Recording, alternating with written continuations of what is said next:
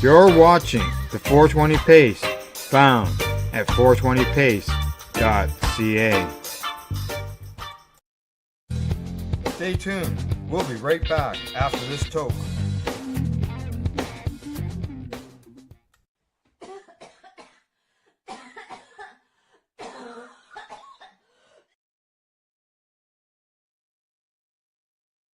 You're listening to the Pace Radio Network here at paceradio.net.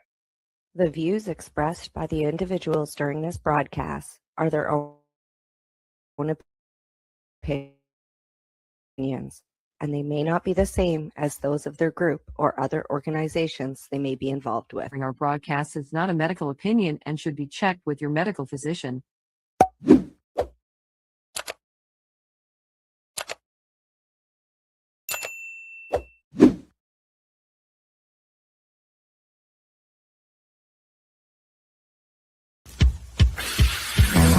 Oh yeah, baby, that's lovely.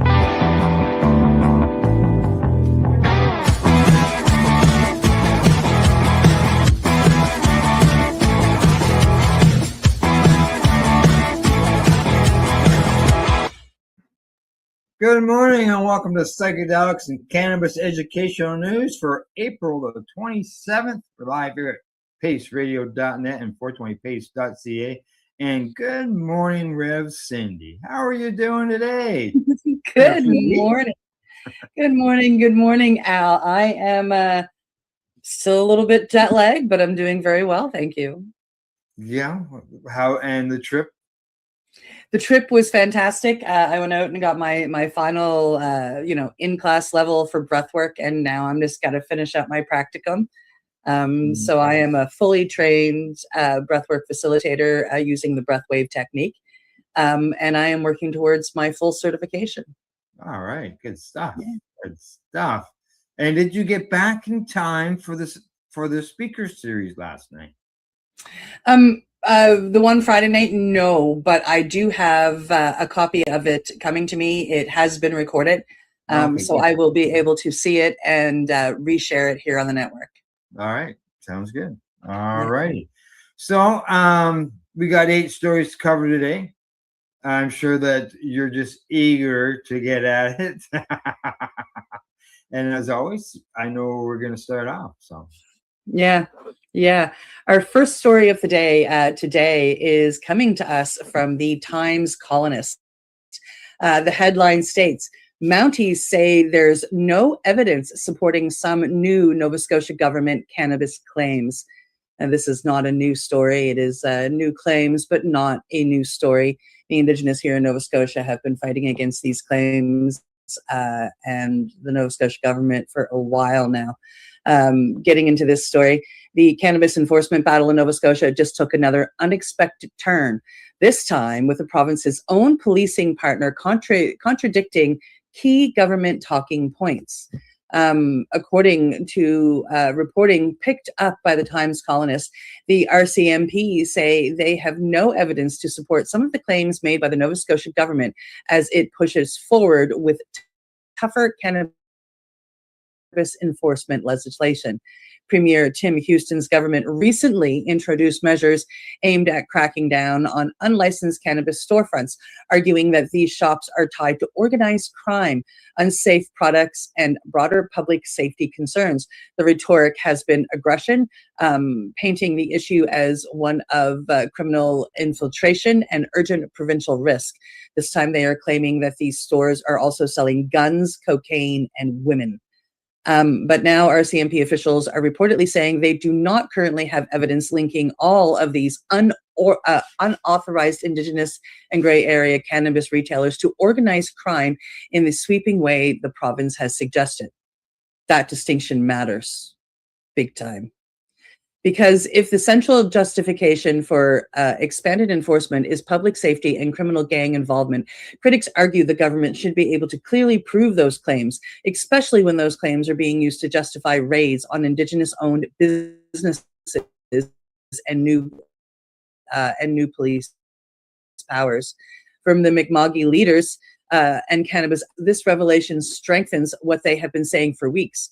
The province is building a political narrative first and looking for evidence second. The contraindication, the contradiction also raises serious questions about whether it is, as some opponents suggest, a jurisdictional and economic power struggle dressed up as law enforcement. These, Al, are some pretty serious accusations that the government is making. Prostitution, guns, street drugs. And these are just things that personally I know. I know a lot of the people that work in these facilities or own these facilities.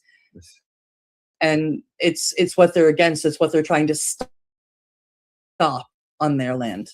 Yeah, that's just as they question, where's the evidence? Where's the receipts? Where's the proof of all this?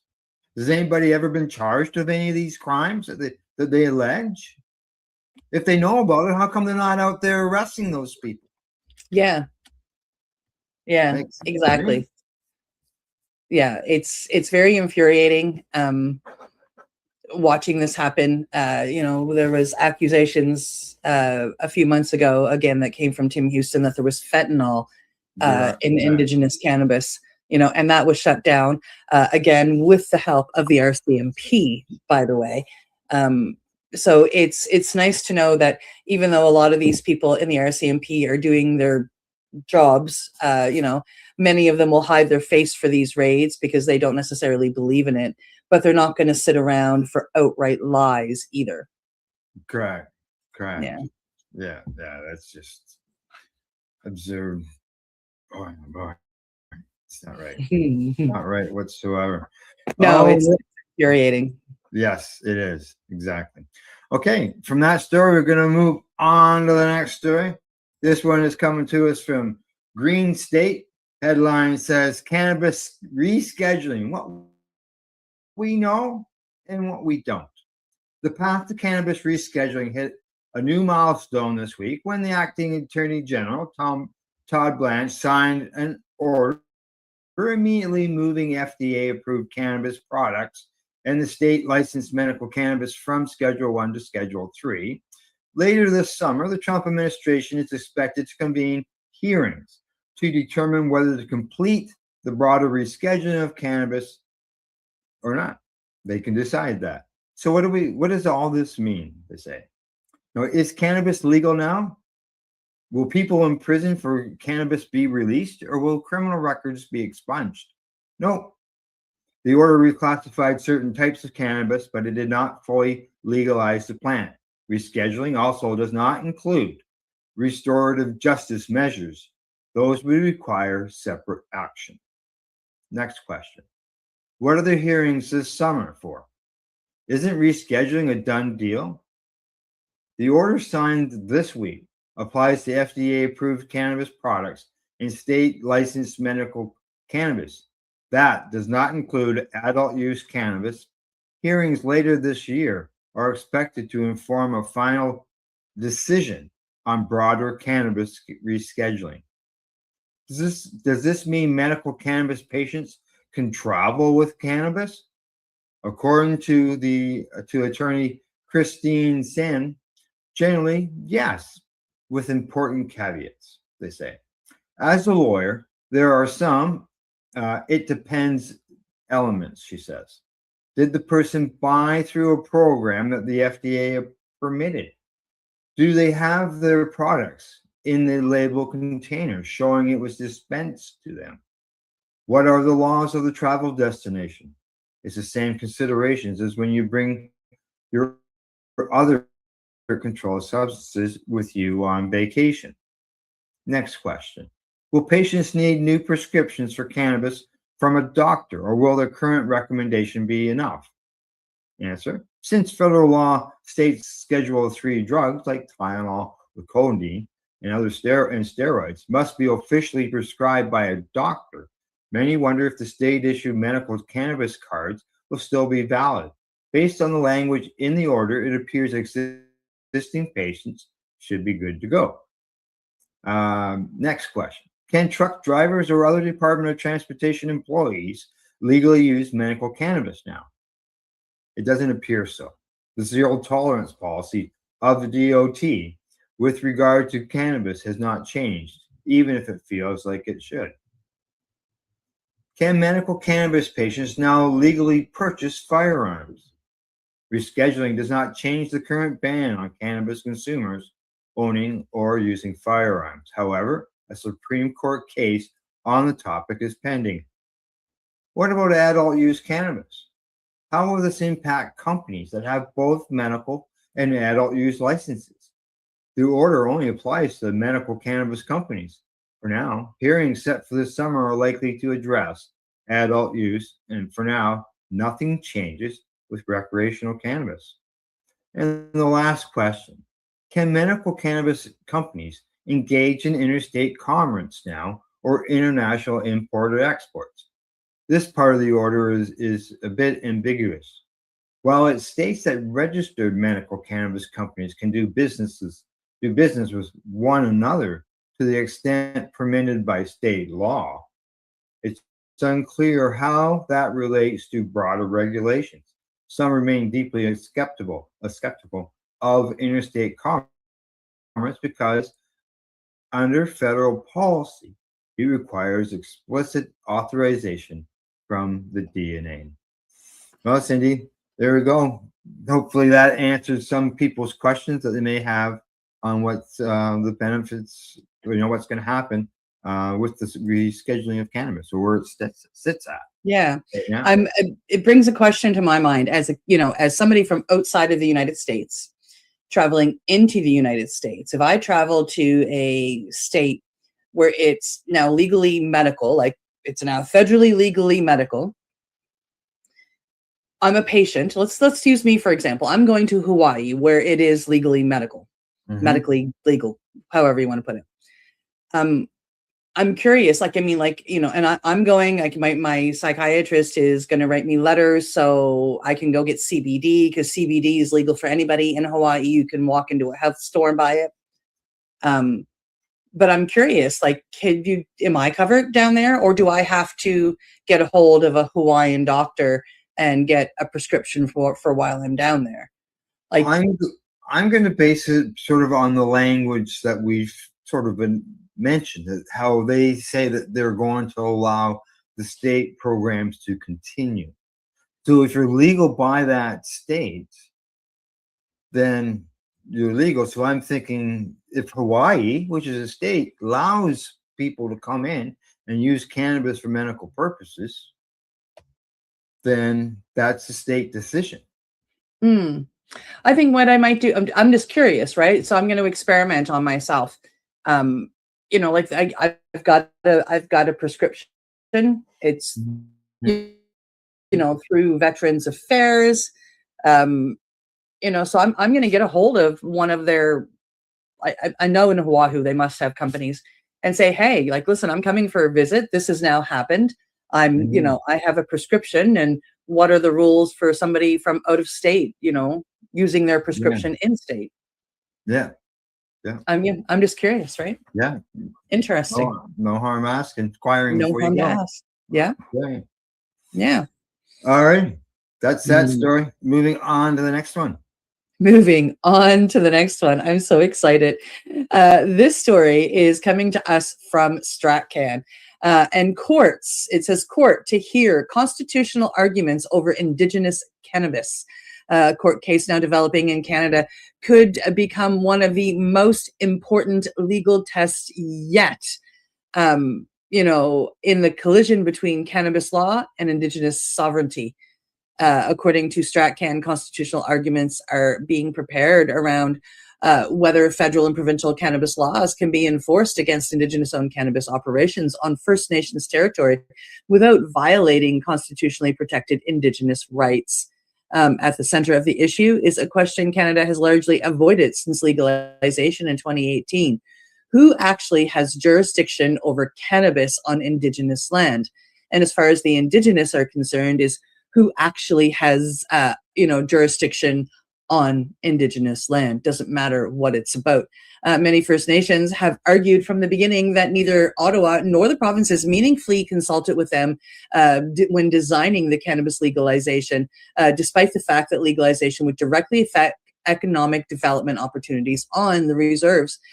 Some communities have since developed their own dispensaries, distribution systems, and regulatory approaches, asserting that the process that they possess an inherent right to govern commerce within their territories.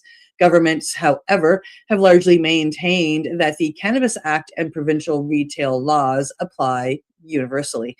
Now, that assumption is heading towards a constitutional scrutiny. Legal experts say the case could force the courts to weigh Section 35 Indigenous rights against Canada's current cannabis regime, potentially opening the door to a landmark ruling on whether Indigenous nations can independently regulate and profit from cannabis in this case, but really anything without provincial permission. This is no longer just about a dispensary raid here or an enforcement action there. This is shaping into a much bigger national question. In legalized Canada, does Indigenous sovereignty stop where provincial cannabis policy begins, or does it stand on its own? And in reading this, I just got chills head to toe.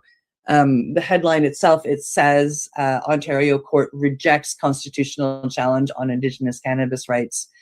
And I think this is just the beginning. Yeah, I don't see this as an end decision on this. This is a high court in Ontario, so it can still go on the federal end of things. And I see that the judge has pointed out 6 reasons on why he rejected that claim. Mm. Yeah. He says there's nothing inherent Indigenous in the retail sale or trade of cannabis. Yeah. Yeah. Go ahead. Cannabis is not a plant native to Canada. Yeah. Well, there are some, right? Mhm. It's not a plant essential to history and culture of Indigenous groups. Selling or trading in cannabis is not an aspect of Indigenous identity. Yeah. There's no persuasive evidence that requiring the applicants to hold a license for the sale of cannabis undermines their dignity. Yeah. Oh, The right to self-determination as an Indigenous person does not give carte blanche to engage in any activity imaginable simply because it occurs on reserve. Oh, yeah. See what happens. It's going to be interesting. As you said, this is not the end of this one. No. We're at the beginning. Nova Scotia has a bunch of cases that will be coming to court, and it's just, I can see these all kind of convening together in the Supreme Court of Canada, and it's going to be interesting to see when all of the Indigenous band together, what happens. I'm power to the Indigenous of this land. Yeah, it'll be interesting when they all get together to fight it, because I can see that happening, especially when it gets to the Supreme Court. Yep. So. Yep. All righty, one more. This last story before we go to break, and this is always great when we can get another country that's going to legalize cannabis. And here we go. Headline in this story, it comes to us from Newsweek. Headline says legalization of cannabis in St. Martin. The parliamentary debate testifies. A parliamentary committee meeting held in Phillipsburg on April 9th gave renewed political impetus to the proposed legalization of cannabis and the regulatory framework envisioned in St. Martin, as lawmakers continue to consider the economic, health, and governance implications of a future legal market. The session, chaired by the Parliamentary Committee on Agriculture, Fisheries, and Livestock, followed a previous meeting held on March the 13th. At the heart of the discussion was a detailed plan presented by Native Nations, SXM, the organization chosen by the government to help design the island's future cannabis system. The debate revealed both the growing interest in the project's economic potential and persistent concerns about how the sector would be structured, who would benefit, and how the risk would be managed. The proposed framework originates from St. Martin's 2020-2024 government program, which identified the regulation of cannabis for medical, scientific, recreational, and religious purposes as a national priority. National priority. Nice. Following a call for tenders launched in September of 2022, Native Nations was given the mandate to develop a comprehensive roadmap for legalization, including research, legislative drafting, regulatory structures, and implementation timelines. A key element of the agreement is that the government would not pay the initial costs. In return, Native Nations would receive a 10-year concession, allowing it to operate strategic segments of the industry as cultivation, processing, testing, and distribution, while committing to commit $750,000 annually, well, that's dollars, annually to a foundation supporting social, economic, and environmental initiatives. Now, according to Native Nations, the proposed model estimates that approximately 28% of the tourists could consume cannabis based on comparative data from destinations such as Nevada and the Netherlands. Now, Clifton Brown, a representative of Native Nations Cannabis, told lawmakers that the goal was not to create a new consumer market, but to formalize an existing one. Agriculture was at the center of parliamentary discussions, and the framework proposes a hybrid model where open field cultivation would be managed by local farmers operating as entrepreneurs, supported by guaranteed purchase agreements, and the possibility of crop rotation alongside food production. In addition, the indoor cultivation would be centralized and could generate approximately 250 jobs, with employees working directly for Native Nations. Now, the lawmakers questioned whether this structure would offer genuine autonomy to farmers or create dependence on a single centralized operator. Officials confirmed that the commercial home cultivation would not be permitted, although limited personal cultivation might be allowed under strict limits. There you go, Cindy. Now, it's nice that we're seeing in another country, and especially one that is south, where it's nice and warm, where people like to travel to. But is this Native Nations? It sounds like it's a company, and that's where that centralization of one business running the whole thing. Yeah. It's a starting point, and that's what I said about Canadian legalization too, when it happened in October of 2018. Things have changed since then. Is it perfect? No. Do we need a lot of changes yet? Yes. Yeah. But the changes are being made slowly but surely. We are watching it across our great nation. From provinces that, such as Quebec, who didn't allow certain edibles, who didn't allow carts, they now allow certain, some of those things have been allowed in, and they're working on allowing growing. I mean, Manitoba, who didn't allow a personal grow, can now grow their own plants. So, things have changed. People have stood up when there's been bad cannabis. I mean, I was part of that for suing licensed producers who, wrongfully and illegally used pesticides and didn't clean them properly. And, it's nowhere near perfect, and we have a long way to go, but it's getting better every year. And I can see that for all of the places that it becomes legalized in. It's going to be a matter of time. It means for the people like you and I, who are activists, who stand up and speak for the betterment of this beautiful plant, we're still very important and we're still very needed. As well as, the 420 protests, gatherings, the marijuana march, stand up for what's right. It's a beautiful plant, and it needs to be treated with the respect and love it deserves. Yes, it does. All right, time for break. Time for us to take a 3-minute, around that 3-minute break. But other than that, we'll be back shortly watching Psychedelics Cannabis Educational News here at paceradio.net and 420pace.ca. You're listening to the Pace Radio Network here at paceradio.net. Camelford Lifestyle Shop, open Monday to Friday from 10 till 7 p.m. or by chance.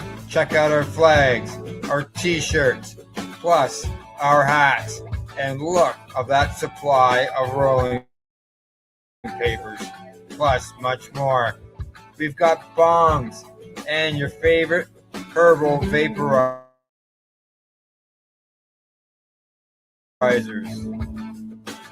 For those who collect knives, check out these knives in our collection. And while you're here, stop in to see Shay at the piercing room, where you can get poked by Shay. Daily deals, check them out. Campbellford Lifestyle Shop, 17 Bridge Street West, Campbellford, Ontario.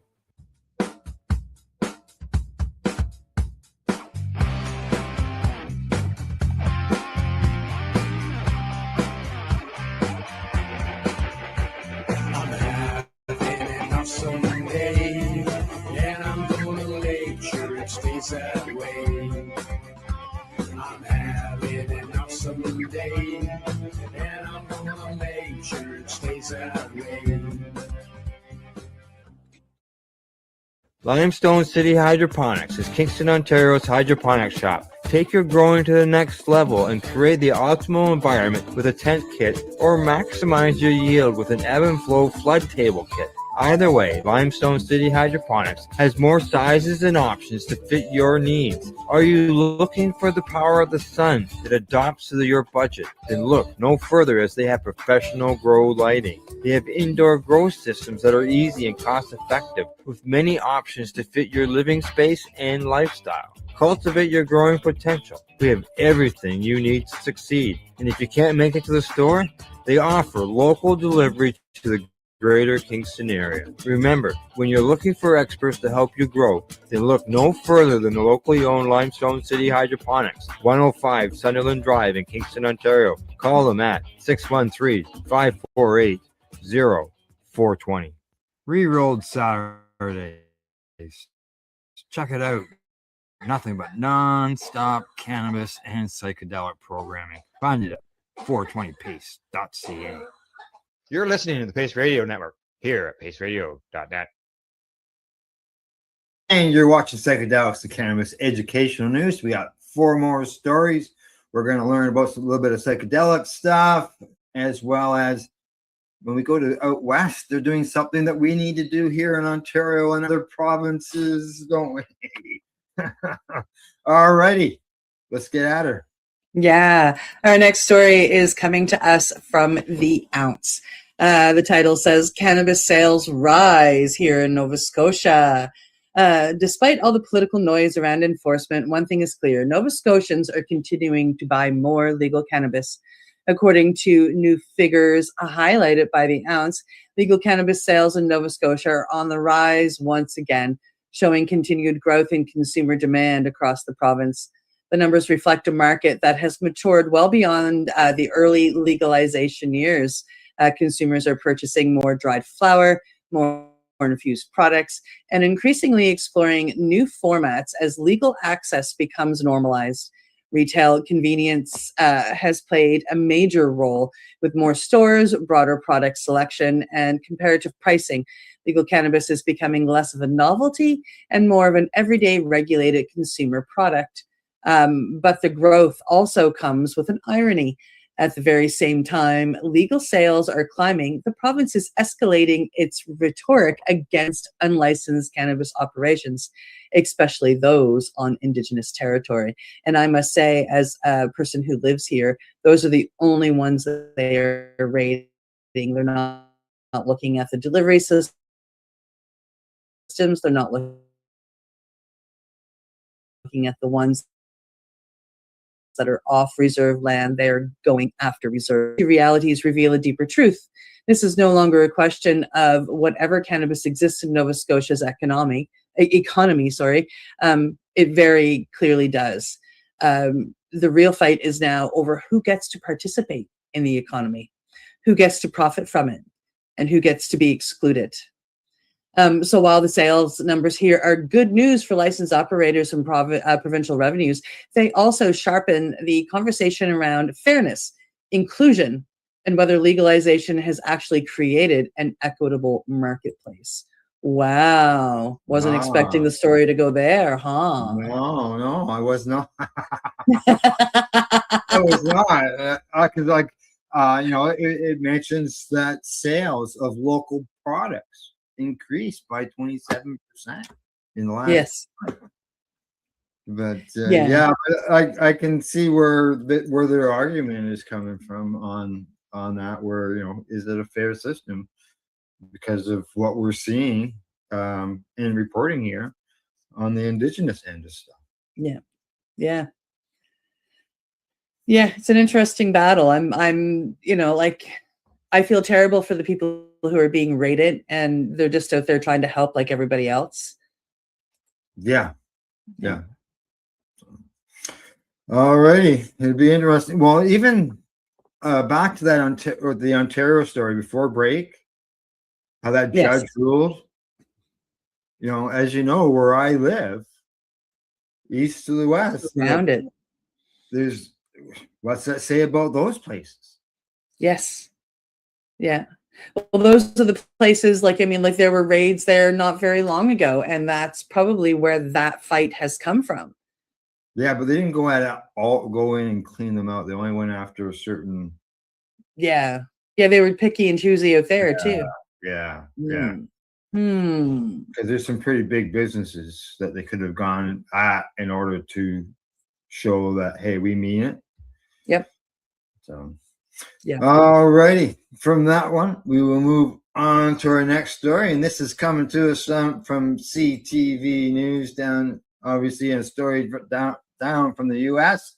And that says the U.S. FDA plans ultra-fast review of 3 psychedelic drugs following Trump directive. Now, the U.S. Food and Drug Administration said Friday it will offer ultra-fast review to 3 psychedelic medicines being developed to treat mental health conditions, including depression, the latest indication of the Trump administration's commitment to the experimental treatment approach. U.S. President Trump signed an executive order last weekend directing the FDA and other federal agencies to speed access and loosen restrictions on psychedelics, a class of hallucination medicines which remain illegal under federal law. Now, the FDA said it awarded priority review vouchers to 2 companies studying psilocybin, the active ingredient in magic mushrooms, for hard-to-treat forms of depression.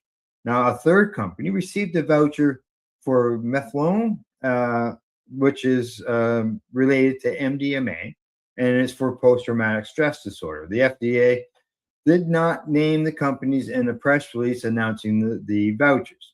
Now, the vouchers don't guarantee approval, but instead mean that regulators will aim to shorten their review timeline from a period of months to weeks. Now, the FDA's special treatment for psychedelics is likely to renew scrutiny of its program for speeding up drug reviews, known as the Commissioner's National Priority Voucher Program. Well, there you go. Another step forward for some medicines that have been waiting to be approved. This has been, ultra fast reviews coming up on this. And it will be this pharmaceutical end by the looks of it. Yeah. The 3rd medicine is ibogaine. Okay. Yeah, so psilocybin, and then a derivative of MDMA and ibogaine. And friends of mine here in Canada, people who serve this beautiful medicine are, they're becoming part of it. They've got, things going on to help and to speak about these medicines. I've watched all 3 of these medicines be life-changing for people who never thought that they would find healing. And they've gone through all the modern crappy, SSRIs, and it's just, and the MAOIs, and to watch people sit with these medicines and come out with their layers peeled and healed, and feeling comfortable in their true selves. It's just such a beautiful thing, and it's nice to see, even if it's a politician I don't like, it's nice to see politicians doing something that is for the people in that way. Yeah. Do you think that this could make its way north of the border? Yes. Other things seem to come north, and Yes. I think that, we are going to help influence their cannabis laws. I think they doing this are going to help us move forward in deregulating these medicines. I mean, ibogaine was only criminalized back in 2020. I think it was 2019 or 2020. And it had been unregulated up until that point, and then they criminalized it. One of the medicines I work with it's being watched. Like, I mean, other facilitators have been chased out of the country to work with their craft. So yeah, it's I hope and pray that for anybody who suffers, and then for anybody who serves, that these that they find ways to allow these medicines. I've seen too many miracles happen. I'm a walking, talking miracle. Myself. It would, it's a very powerful one for me, and I hope and you're talking pray from that, experience. yeah, hardcore. Yeah, experience. Exactly. Okay. All right. Time to move on. And off to the next story, hey? Yeah, we need this. We need this across country. This is the one. We sure Come do.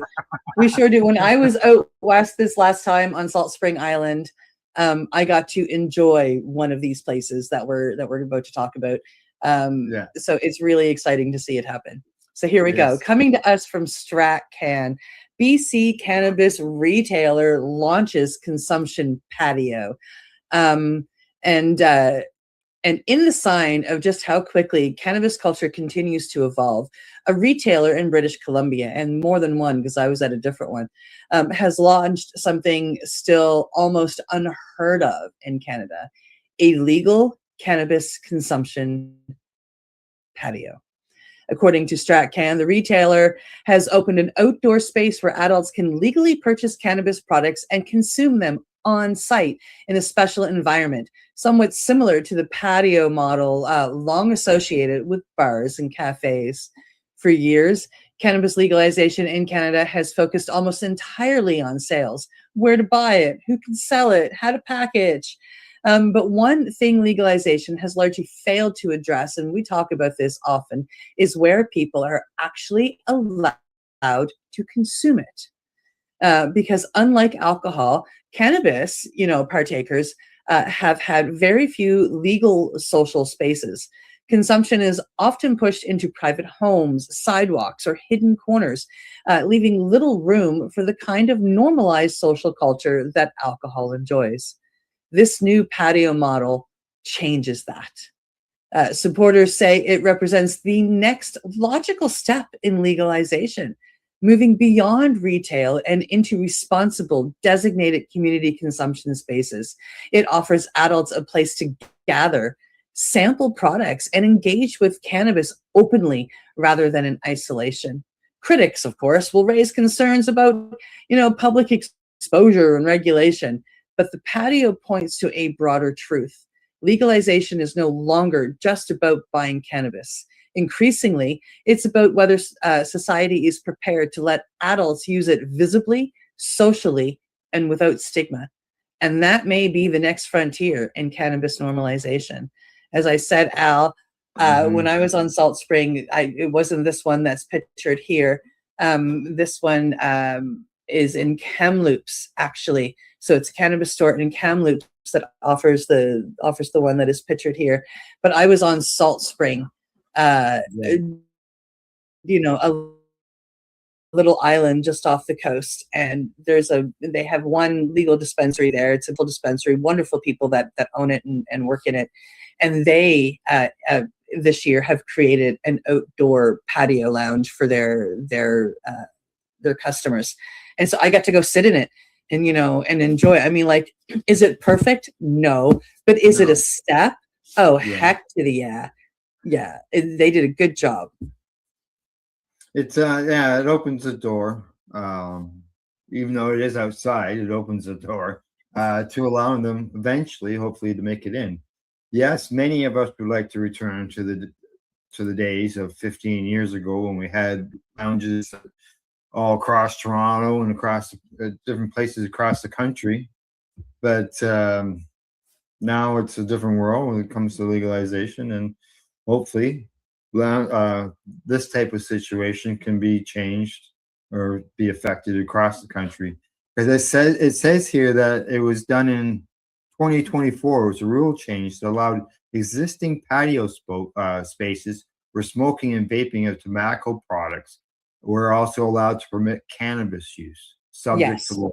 subject to local bylaws. Because So- there is there's a restaurant in Maple Ridge that allows you to consume your cannabis on their deck as well.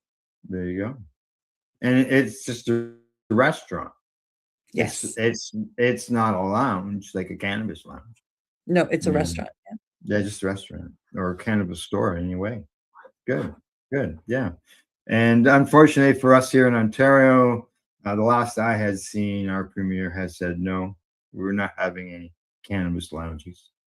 But it was more about it was worried about the workers and stuff. Maybe outdoor, he hasn't looked at. I don't know. And Yeah. obviously, your premier, he probably isn't hopping on the bandwagon right now either. Oh no, not yet. But we do have designated smoking areas for cigarettes in the Halifax area, and we are allowed to, any place where it's legal to smoke cigarettes, it's legal to smoke cannabis. So now I can, if I go to an outdoor show, I can take my cannabis and smoke it in the smoking section. Dedicated smoking areas. Is this like you're not allowed to walk down the sidewalk smoking a cigarette? You have to go to a designated smoking area to smoke a cigarette? In our city, correct? Yes. Wow. Yeah. It's not I didn't know overly about- enforced, but it's like there are designated smoking areas, and we're allowed to smoke cannabis there as well. Now, I remember back in November of 2018, it was a lot of fun because, of course, everything was so new that I'd go to like a heavily populated area. I'd go to the correct smoking area, and I'd light a joint, and the cops would be like, "What the fuck do we do?" Right? Because it was so new, and they're so used to coming over, and it was confusing for everybody, and I found it absolutely hilarious. But it's they've gotten pretty used to it these days.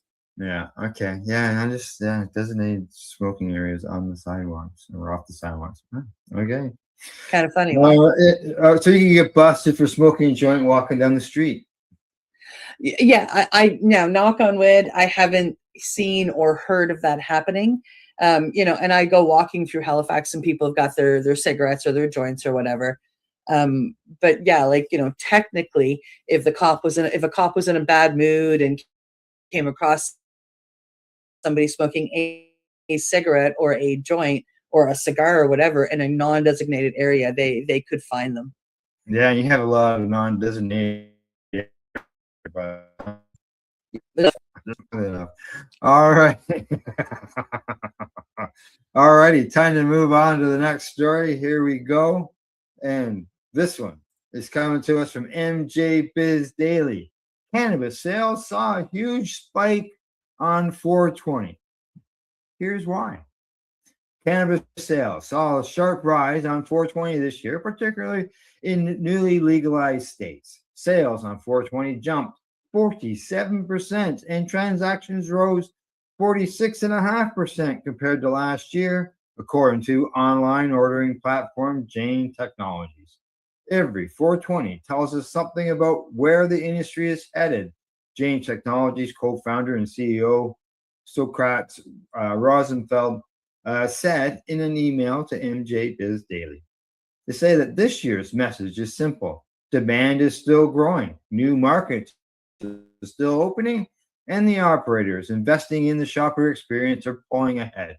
Jane analyzed sales from stores that were open in 2025 as well as this year to ensure the numbers were not inflated by new stores opening in 2026. On April 20th, retailers saw 73% more transactions than the day before. Which states led the charge on 420? Illinois, number one. Highest selling state with sales up 44.5% year over year. California, up 25.8%. Maryland, up 31.5%. Nevada, down 2.7. New Jersey, down 1.1. Colorado, down 7%.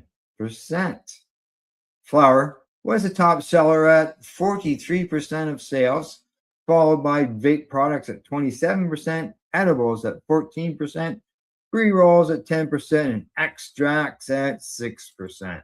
Cindy, how can you tell me that these numbers do not add up to a lot of money being spent on cannabis on our cultural holiday, I guess you could call it? Yeah, it's like Nevada down 2.7, New Jersey down 1.1. That's almost like no change. I'm shocked Colorado didn't go up. Yeah, either that or they were just so high last year that it couldn't be beat again. That's the only thing I could think of when I read that. I thought, boy, why is it down so low there? But numbers are up. 73% of the sales on that day increased versus the day before. Now, it's 4/19, as some people call it, thank your dealer day. But nobody goes to the stores on those days. Maybe they're holding off, waiting for the purchase on the 420. Well, a lot of places have 420 sales. So the sales, start when they open on April 20th. So a lot of people are going to take advantage of that. Me personally, the only reason why I don't go out anymore, well, this year I was in class, but there's a lot of crowds. The last time I went out was when we had Afro Man played in Vancouver, and it was pouring, like it's rainy season out there, right? And that's enough for me. It was just so many people, and it just wasn't the activist atmosphere that I was looking for. Yeah. Legalization did affect that, right? It has affected the rallies, all that. Oh yeah, I see it all the time. I've seen it. Yeah, there's no doubt about it. All right. Anything else offhand before we say goodbye? No, I don't think so. No? All right. Me neither. Other than that, let's see. Time to say goodbye. Thanks for tuning in to the broadcast, everybody. And thanks to our sponsors, LimestoneCityHydroponics.ca, the Camelford Lifestyle Shop, and as well as at ease.ca. We'll see you all Thursday morning, 10 a.m. Eastern. And as I always say, don't forget to educate, medicate, and do not incarcerate. You're listening to the Pace Radio Network here at paceradio.net. The opinions of the individuals during this broadcast are their own and may not be the opinions of their group or other organizations they may be involved with. All medical advice during our broadcast is not a medical opinion and should be checked with your medical physician. Enjoy the buzz of legalization with Campbellford Lifestyle Shop. From lights to plant nutrients, books, consumption accessories, and more. We've got all your basics to grow or consume cannabis. Visit our info center or take a look at our piercing services and body jewelry, now available in-store through Campbellford Lifestyle Shop, 17 Bridge Street West, Campbellford. Limestone City Hydroponics is Kingston, Ontario's hydroponics shop. Take your growing to the next level and create the optimal environment with a tent kit, or maximize your yield with an ebb and flow flood table kit just to fit your needs. Are you looking for the power of the sun that adapts to your budget? Then look no further, as they have professional grow lighting. They have indoor grow systems that are easy and cost effective, with many options to fit your living space and lifestyle. Cultivate your growing potential. We have everything you need to succeed. And if you can't make it to the store, they offer local delivery to the greater Kingston area. Remember, when you're looking for experts to help you grow, then look no further than the locally owned Limestone City Hydroponics, 105 Sunderland Drive in Kingston, Ontario. Call them at 613-548-0420. We are people advocating cannabis education here at paceradio.net.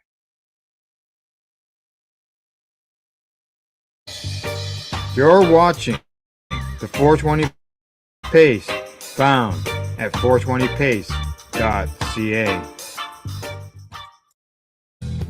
Stay tuned. We'll be right back after this toke.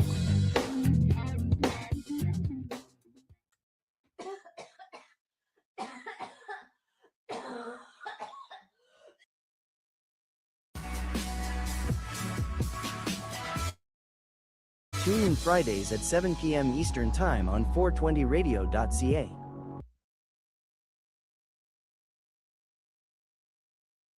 This is coming to me from the International Cannabis Conference. What is the oldest cannabis fossil ever found? In 2019, a team of international researchers conducted analysis of fossil pollen studies to try to pinpoint the origin of the cannabis plant.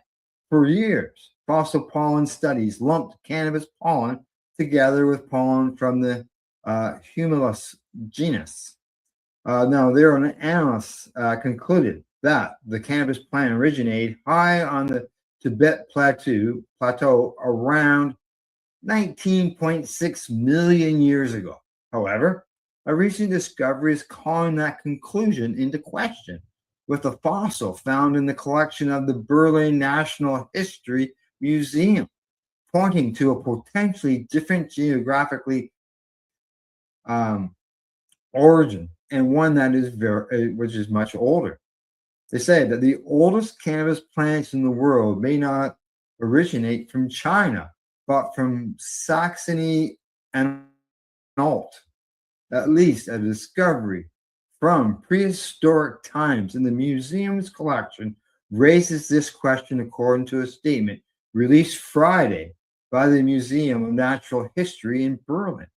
Now, researchers reportedly unearthed a spectacular plant fossil in the museum's collection, reported Stern. According to more recent age classifications, the fossil dates from the lower Eocene period, approximately 56 to 48 million years ago, and is therefore significantly older than previous known fossils.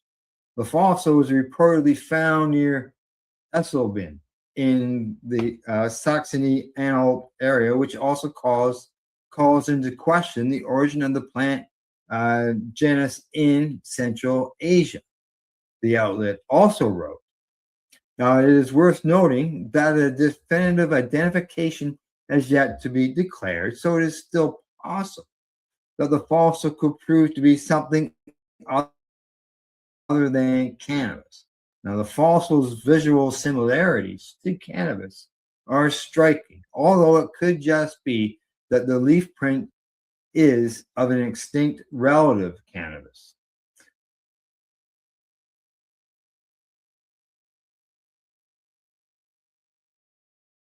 You're listening to the Pace Radio Network here at paceradio.net. Individuals during this broadcast are their own opinions, and they may not be the same as those of their group or other organizations they may be involved with. All medical advice during our broadcast is not a medical opinion and should be checked with your medical physician.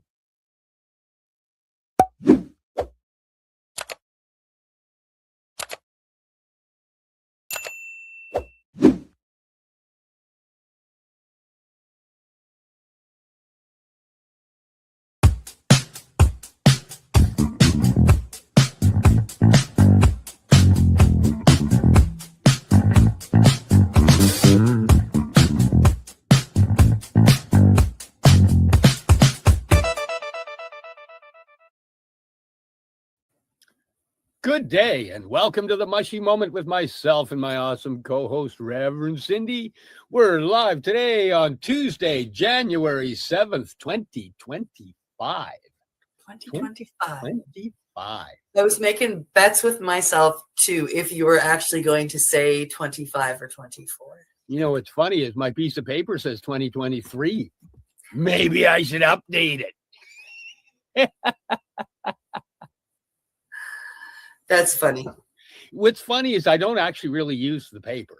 It's just that thing that if I don't have it, I'll scramble and then I'll screw up. But if I have it sitting there, then everything just flows nice because I know.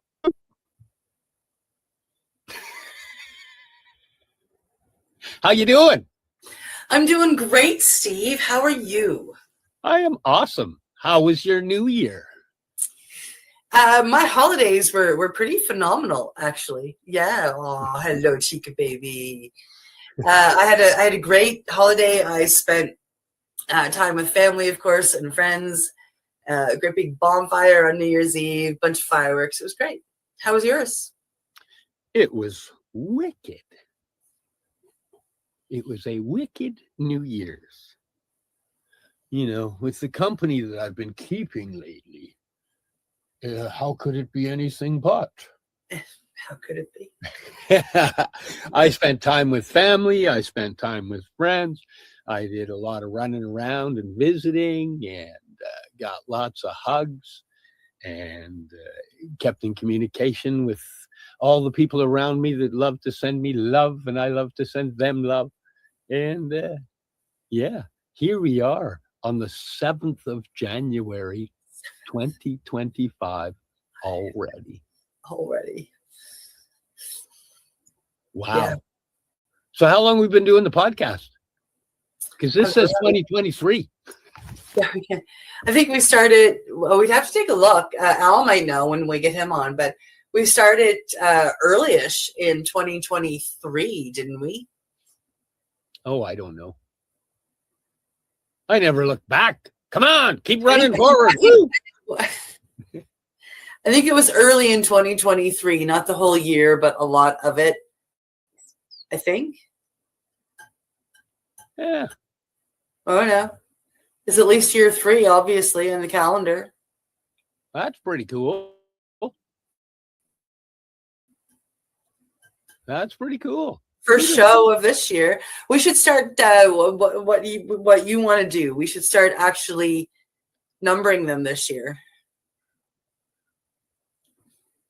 Should we ask Al if we can do that? We should. Bring them on up. Come on down. Ladies and gentlemen, please put your hands together and welcome to the stage the man who allows us to do this, the man with a mission. Come on in now. And nobody's hitting the button. I can't find the mouse. The mouse wouldn't wiggle the arrow. I was like, wait, too much space. Click, damn it. I thought, geez, am I supposed to be hitting this button? I'm that we're all hitting it at the same time and it's not doing anything. See me come on and off. How are you doing? Yes, to answer your question, by all means, if you want to number them, I've actually while you were talking about that, I'm seeing you've got 95 episodes on YouTube. As far as the number of shows, and I've got a February 2023. It looks like is the first show. Yep, early 2023. Wow. So you'll be 2 years. You're just a month short of 2 years, guys. Wow. Yeah. So that note there of 2023 is accurate then. And Steve, I completely understand what you mean by blah blah blah blah. You don't have them nearby.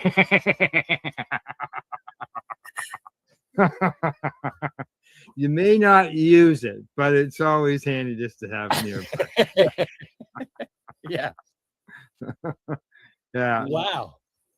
Yeah. How long have you been doing shows? Myself, let's see. I started doing actual radio broadcast on terrestrial radio, approximately a 3-minute segment on a local radio station back in 2008. I started doing the Reefer Reporter. So it's 16 years now. Wow. Yeah. And then as far as podcasting, streaming, all that stuff on this end of things. Well, that's because I did radio. I did radio for years before we went into the video mode, right? That's why it's called Pace Radio, because it was just all audio. And I started doing stuff with Time for Hemp back around 2010, somewhere in there. And then and the Pace Radio show, which was just audio, it started about 2013. And I'm gonna say video wise, oh geez, Not that long, because when Yeah. I joined as a reefer reporter, we were still just radio. yeah, and like we were trying when we eventually started going to video. We were trying something on OBS and this and that and different things. But yeah, video wise, I'm gonna say probably, what would it be, 4 years, somewhere in there. Well, I Yeah. gotta say, I was pretty 3, 4 blown away years. because I did a Google for the Mushy Moment podcast, and watching where it all appears up and plays on it blew my mind, actually. Yeah, when we're doing the radio broadcast, just strictly radio, that we would stream out to certain spots, but then you would find out that it was going out to so many different feeds that were being sent out, and this can happen here as well with the video, and you just never know where it's going to go, right? It's kind of cool. And as long as it goes to the people that need it, that's all that matters. Yeah, it's we all start doing advocacy one way or another. Like myself, I was doing writing and speaking to people in person, and the internet and podcasting has allowed all of us to reach a worldwide audience and reach more people and educate people around the world that maybe in their countries they are subject to draconian laws such as death for having cannabis. Yeah. So like I got a message that we're today still from a in guy. a period in 2025 that still exists. I know it's sad, but it does. It still exists today. There's a fella right now from Mississauga here in Ontario who was traveling to South Africa. He had a stopover in the UAE, the United Arab Emirates. And he had a stopover there, and at the stopover in the airport, they found he had 118 grams of cannabis, including oil, in his possession. Why he was traveling with it, I haven't got a clue, other than he's a patient, and people who travel with cannabis should know that the other, even if you go to a friendly country, it's not friendly to travel with cannabis very often, unless you found out ahead of time. Like here in Canada, you can, but when you go to an international thing, that's a whole different scenario. And so this fella, Maurice Kevin O'Rourke, he is sitting in a UAE jail cell. On Christmas Day, he was in front of a judge seeking an appeal on his life sentence. No one deserves life for cannabis. No. Or to be hung or in. And why had on? Other than I know he was dealing with the Addison's disease, which is a rare disease, and now he's in jail for life. As far as the results from the appeal on the 25th, that was pushed over to the middle of January. to find as far as what the verdict was going to be on all that. So I'm keeping an eye on it to find out what's going on. That's crazy. Yeah. It is. It is. You know, nobody patient I mean, otherwise. just deport him back home and don't let him come back to the country, right? Yeah, yeah. Kick them out of your country. You know, and let you know. Sometimes they have different agreements, right? Sometimes they say, "Well, you got to serve your sentence in your home country." Sometimes they get retried. Sometimes it's just sent home. Done. Yeah. Sometimes they use them for trading for Yeah. people that we have locked up as well. Correct. Yep. Exactly. Okay. Hey, nice name too, by the way. That's my first name. Oh, is it? Yeah. I go by my middle name. Oh, isn't that interesting? Yeah, it's because I'm named. My first name is the same as my dad's first name, and they didn't want two Williams in the house. Right? Gotcha. It's confusing, right? So. Yeah. So Yeah, instead of call you Bill, they called you Al. Correct. Yes. Yeah. But I did have some friends when I was in school. They did call me Bill, temporarily. That's all. Did you ever get Junior? No juniors. No, No, Junior. It was Dad William- didn't throw Junior out every once in a while. Yeah. I see William. He goes by Will. I think another way of going with William as well is Liam. Oh yeah. You see it in there? The last four, yeah. Yeah. So you just never know, right? Yeah.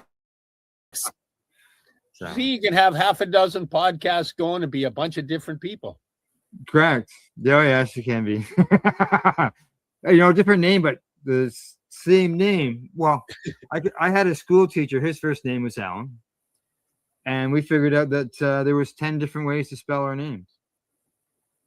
Liam is, yeah, there you go. William says that. Liam is Irish for William. And hi, Carolyn. How you doing?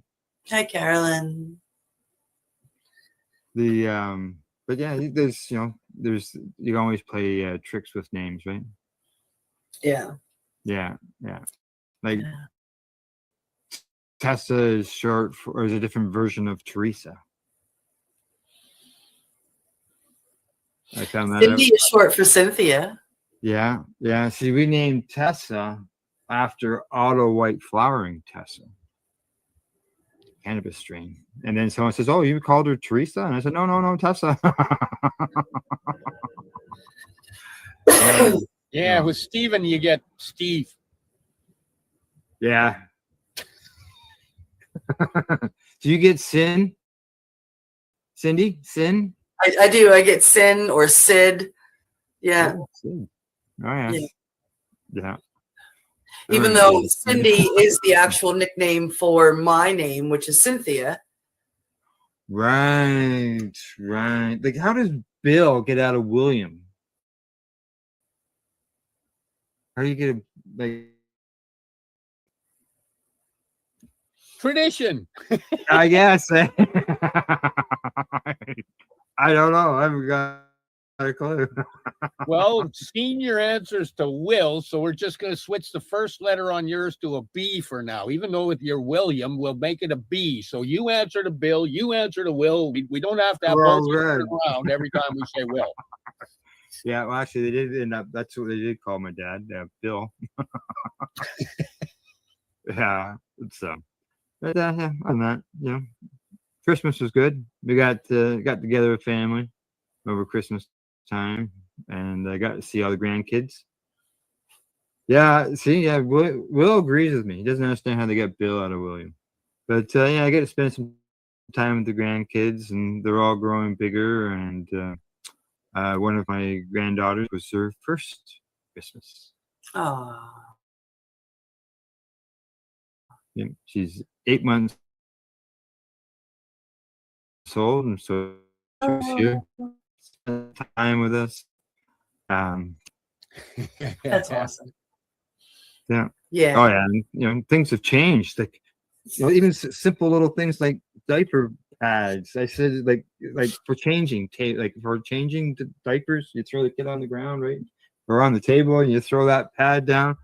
I said to them, is like, is that some like, is this the new styles changing spots? Because it's got all these little pockets and arms that fold off of it and this and that. I said, can you wrap your kid in it? Does it act like a real diaper or what? But yeah. Yeah. Things have changed. Oh, yeah. Yeah, they keep trying to make things easier and fancier and Yeah. And they But still end up full of poop. they sure do, don't they? that is true. But when the line That turns was- red, you know that it's time to Yeah. change them.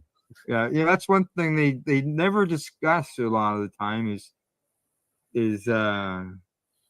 the smell containing. They talk about it so it doesn't spill out, right? I see Well, the Carolyn smell says is, that- I think, the notification that it's time to change them. Yeah, okay, Carol. I'm just seeing Carolyn's comment there.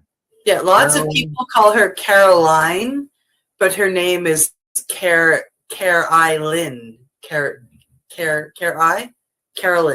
Yeah. Carolyn. See you. Well, I have a will. good day. But yeah, it's where were we again? Oh yeah, the names and Christmas. Oh, let's see what else we did at Christmas time. Went out for a walk in the woods, enjoyed the sceneries out there over the holiday season as well, and tried to spot some deer out in the field. Well, you've got a beautiful area there. Yes. Yeah. Yeah, exactly. It's nice to be able to go out for a walk on the trail and spot the deer. Or I was out there the other day and looked like there was a bunch of either coyote or wolf tracks in an area where the deer usually jump over the fence. Wow. So I don't know what was going on, but I didn't. There wasn't any signs of a confliction between a deer and a wolf or anything like that. So who knows? Just to have, maybe it was just a day to hang out there out of the weather or something. Right? Celebrate New Year's together. Yeah. Celebrating New Year's. Party was going on in Al's backyard. Yeah, exactly. Yeah. There's no cannabis back there. It's a little frosty this time of the year. So. Yeah, and if there was, then the deer would be there partying for sure. Actually, when I have seen that in the past where I've shown up to a gorilla grow and you see the moose tracks. and it's been nicely trimmed to the ground for you. Yeah. Thanks, guys. Me and my buddy Mike, one time a gorilla. We'd gone out first and we'd taken it all out, got it all in buckets. We placed them all around the mountainside, got it all ready, got stuff. We were coming back next month. We come back the next week and we could see that all of them, there's like 100 plants have been demoed. Oh, yeah. And we're like, oh man, who would do this? And we buried a bunch of stuff in a duffel bag over by a tree, and we come over and it's been dug up and the duffel bag's kind of torn apart. And I pick out this stack of buckets and the claw holes through the buckets. I could fit like 3 fingers through. So we just kind of hopped in the 4x and got out of there. we would find the freshly clones that we had just put in there on the ground beside the hole, and we always suspected it was the skunks and stuff coming in looking for the grubs. Oh, that's funny. Yeah, because it's fresh soil, right? Because we had a portable rotary tiller, throw it on the bike, right, and away we go. Back the shovel. Oh man. And so we would go back just to check, and put them back in the ground again because they get dug up overnight. Yeah, we did a little bit of guerrilla learning there. You know, we probably should have done a little more studying, but we found this nice low level area, had a nice creek going through there. We planted them all down there. Yeah, where the animals come to drink, eat your plants. Yeah, exactly. Well, stinging. You wanted that spot that wouldn't go dry. Yeah, it was like, oh, look, dinner's growing right here where we got our water spot. Nice. Perfect. Yeah. Then on our last one we planted them all down. We found the south side that had been logged and it was clear, beautiful sun. We planted them all up there and then we blew up the 4x4 and never ended up back there. Who knows? Could be a whole field of dreams back there now. Yeah. Be something seedy though. Yeah. I had one year where I returned and they're still on the ground. The only problem is that they're only like this tall and had little spiked tops on them. Somebody come along and chewed on them.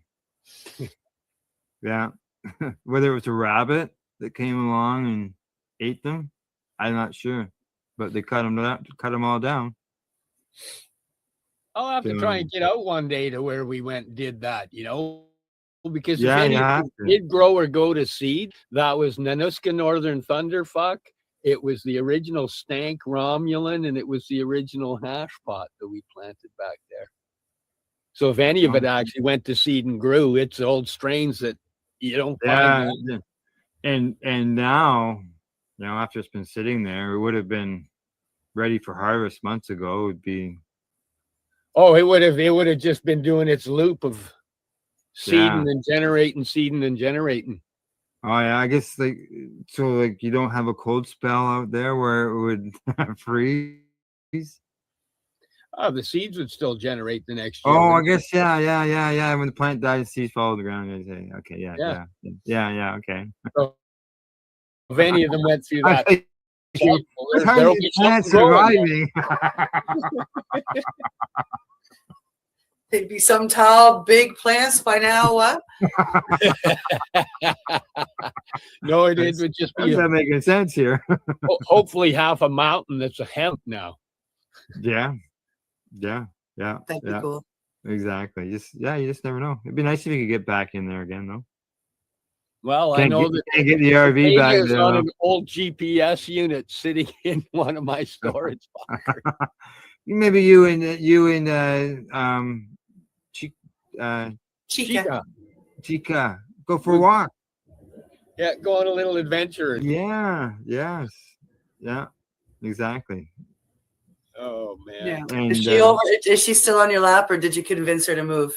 No, she went over and climbed onto the bed. She's like, yeah, this is you stay over there. Yeah, I think I heard mine at the door. It's that time of day. Al's on the computer. Al's on the computer. Let's go bug him. Let's go bug him. Yeah, anytime you're doing something they're right in the middle of. Yeah, it doesn't matter. Yep. In the morning when I do the news broadcast with Cindy or Glenn. Yep. Or I do the Hi Guys podcast with Al on Tuesdays. Oh, they hear you talking, and it's like, oh, they must be talking. It'd be like 2 minutes before showtime, right on time, almost every time. Yeah, she gets out of bed. Are we on yet? Yeah, he gets on the stairs and looks at him. It's time to go outside. So I'll go let her out. Usually during the broadcast, was live broadcast. At that time, then Cindy or Glenn just take over, and I run off and deal with the dog. Right? Yeah. I don't know, man. You're pretty lax for a boss. I know. And easy on the word boss, man. It's tough under these conditions. I know. I'm really crack the lip at you. Oh. What is that me? Sorry. It wasn't me. It wasn't me. That's me touching the mouse pad and making it do things. Yes, exactly. Helen is here. Hello, Helen. Hello. What would be beautiful? I can't remember what we were talking about, but it was beautiful. Going over the back of the mountain and finding all those plants. Correct. Yeah, exactly. That's what we were talking about that time. It was, and she's right. It would have been, go back there. Yeah, be spectacular. There you go. She sent you a message. He says hi. Wow. Is it like would you be able to walk into it? We did a driving for about an hour on an old logging road up the backside of a mountain heading up to Squamish. Oh, So I'd actually have to GPS. We never went back because we needed a 4x4 to get there. Yeah. It was an old washed out logging road from way back that was ruts and grooves and yeah. Sounds like a good time. It was a lot of fun. It was, but I used to be a president of an off-road club. So yeah, it'd be a good time. He had a tracker, so it had the short wheelbase, and we were able to get through. A bigger vehicle wouldn't have been able to get through. A little Chevy tracker. Yeah. I had a Suzuki Samurai, which was the trackers were based off of the Sidekick, the Suzuki Sidekick. It was the trackers were like a at one time was a joint venture between Suzuki and Chev. At one time, it was a cute little thing. Oh yeah. Actually, I took the motor out of your tracker and put it in my Samurai. The same with your gears. Our line to him was too cheap for Jeep. Buy a tracker. Hey, should we go to that thing?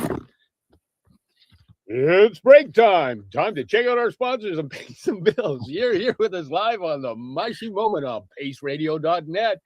And we'll be right back. Hang out. You're listening to the Pace Radio Network here at paceradio.net. Camelford Lifestyle Shop. Open Monday to Friday from 10 till 7 p.m. or by chance. Check out our flags, our t-shirts, plus our hats, and look of that supply of rolling pins. Plus much. We've got bongs and your favorite riders. Look at all the incense we have, as well as for those who collect knives, check out these knives in our collection. And while you're here, stop in to see Shay at the piercing room, where you can get poked by Shay.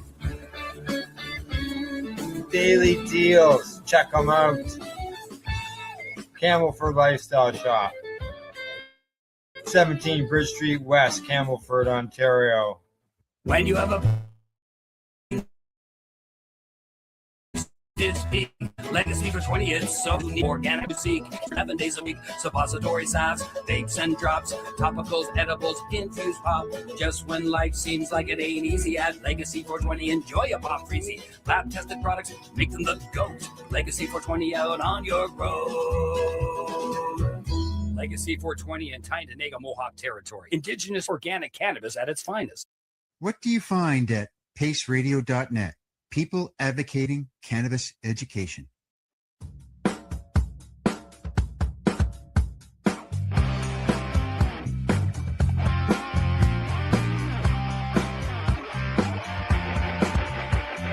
having an awesome day, and I'm gonna make sure it stays that way.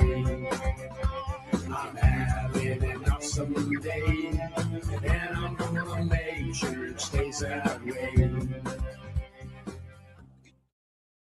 Limestone City Hydroponics is Kingston, Ontario's hydroponics shop. Take your growing to the next level and create the optimal environment with a tent kit, or maximize your yield with an ebb and flow flood table kit. Either way, Limestone City Hydroponics has more sizes and options to fit your needs. Are you looking for the power of the sun that adapts to your budget? Then look no further, as they have professional grow lighting. They have indoor grow systems that are easy and cost effective, with many options to fit your living space and lifestyle. Cultivate your growing potential. We have everything you need to succeed. And if you can't make it to the store, they offer local delivery to the greater Kingston area. Remember, when you're looking for experts to help you grow, then look no further than the locally owned Limestone City Hydroponics, 105 Sunderland Drive in Kingston, Ontario. Call them at 613-548-0420.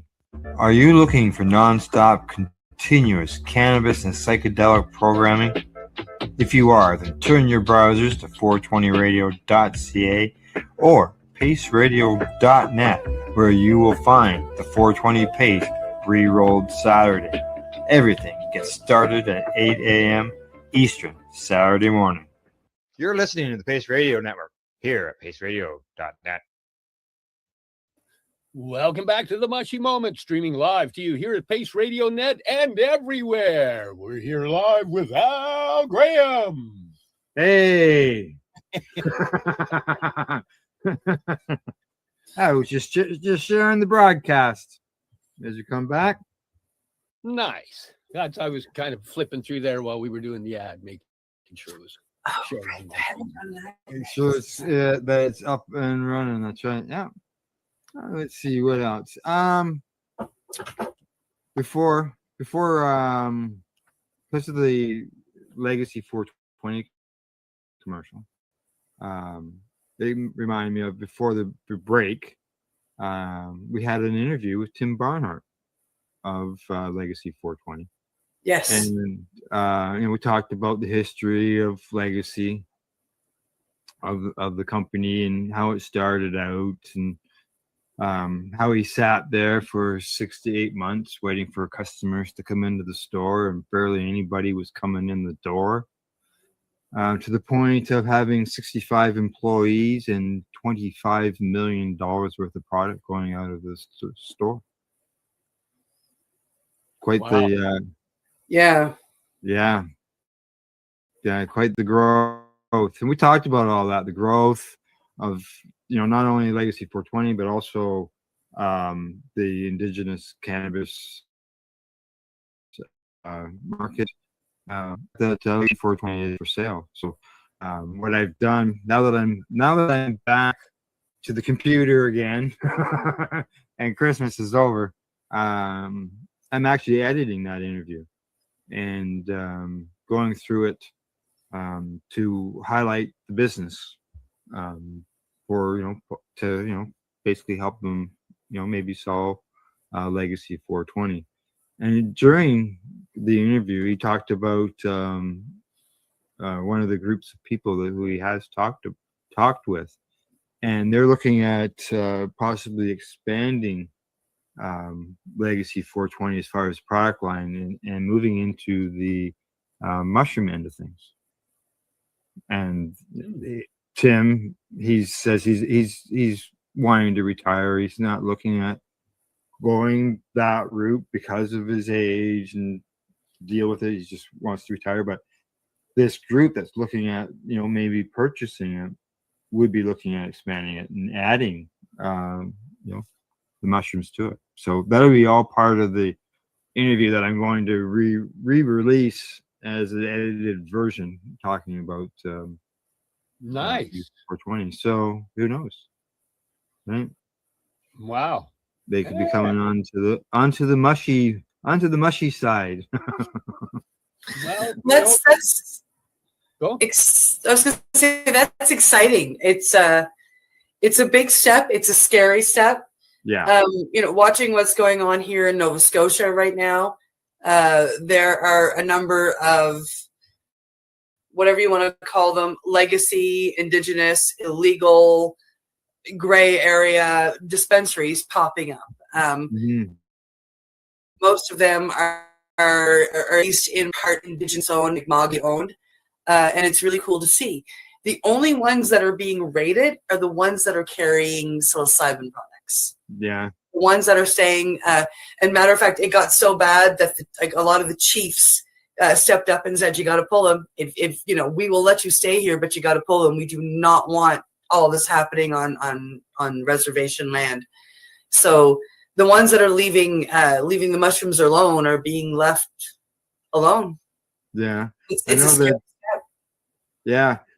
Because with Tim, in the interview with Tim, we talked about Project Long Arm, the police, when they first came to his store and all that, and how he was able to prove to them. He gave them all the paperwork and everything, and said, take it to Jody Raybrant there at the Attorney General and have her look at it all. And they came back to him 3 months later and said, "You're right." And then, that ever since then we've seen the explosion of the indigenous stores. But he was able to prove that they had this right to them, and I don't think that that's been done with the mushroom end of things. No, I don't think so either. I don't think so either. So it's I commend anybody that wants to go take that fight on, and I'm excited for the time that it is taken on, it is brought towards the courts, and they win, because it's another medicine from this earth that they have the right. We have the right. Everyone has the right. So, but it's sad to see that that's what the RCMP is focusing on in this area. Yep. Even here, Dana was the only one to get raided, right? Even just with Dana. Or all those other stores, but just Dana, the ones they know that's going to put up the fight. Yeah. Yeah, it's kind of funny, but at least he's willing to wave the flag and lead the way. Yeah, exactly, and that's what it takes. I mean, come on, like we all know Dana, and if one of the other stores in Vancouver had gotten raided and he hadn't, he would have been pretty upset. Hey, what about me? Whoa. But it will. Eventually, it's got to make its way along, and it's going to be. I'm sure that there's all kinds of court cases, but I don't know if any of them have gotten to the Supreme Court for a big challenge like the cannabis issue did. No, we don't have our Alexander Smith in the psilocybin realm yet. Right, and So, Fun Guys, big chain store. They had about 30 stores in Ontario. As we reported in the news, they've decided to step back across the country. Yeah. Yeah. And those are the kinds of businesses, that usually can lead those type of challenges. Yeah. Get them going, but Fun Guys and Shroomies were two of the first, and Shroomies, as far as I know, is still around. Yeah, well, we talked about one on Monday, Zoomies or something like that, which is there was another one, Zoomies, that he's in Ottawa.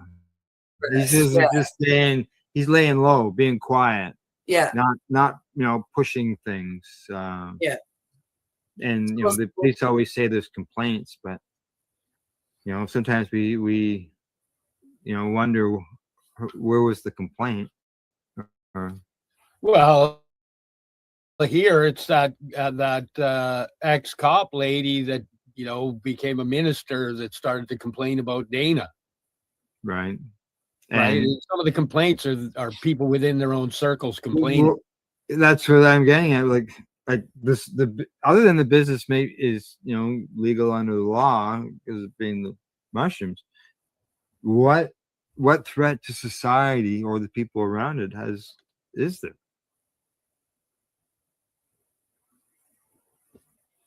Exactly.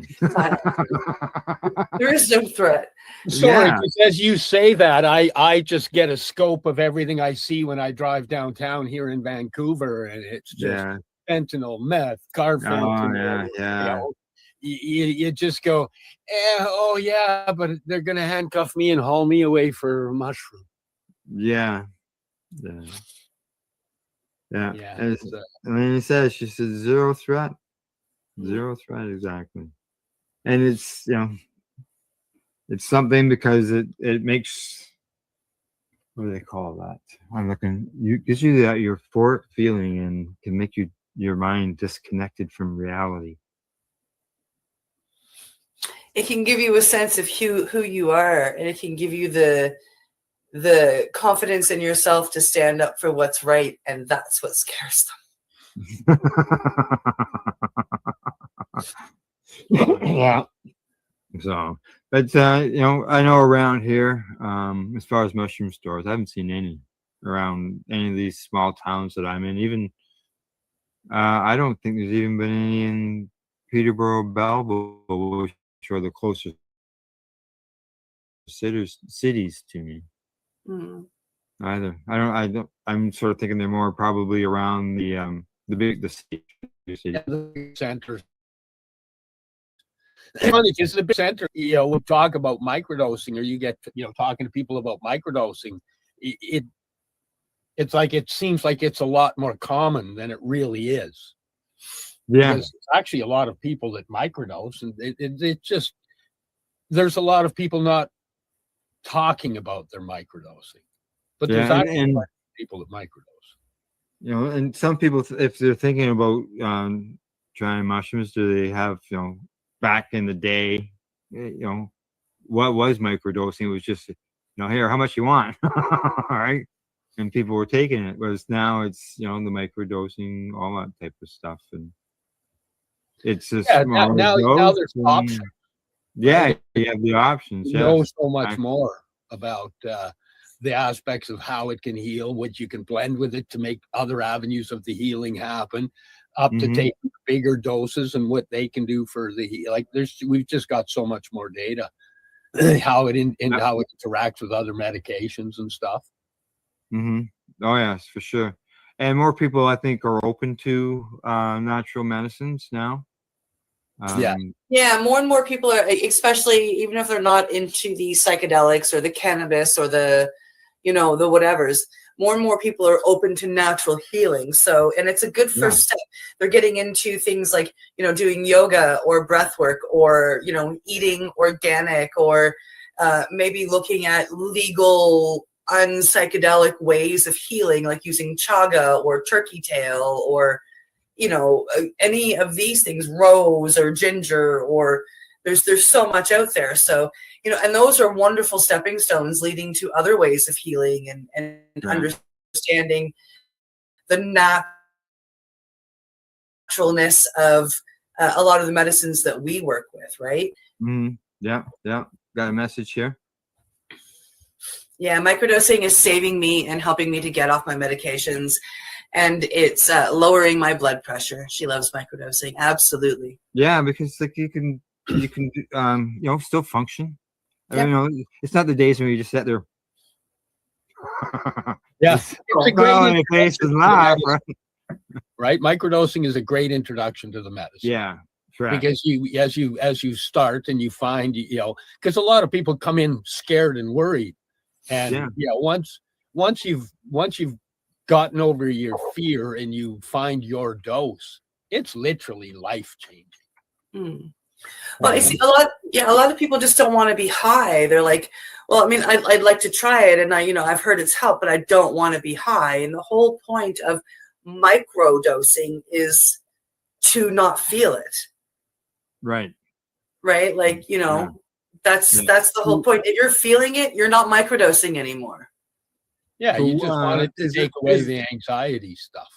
Is there a line where you say micro, macro?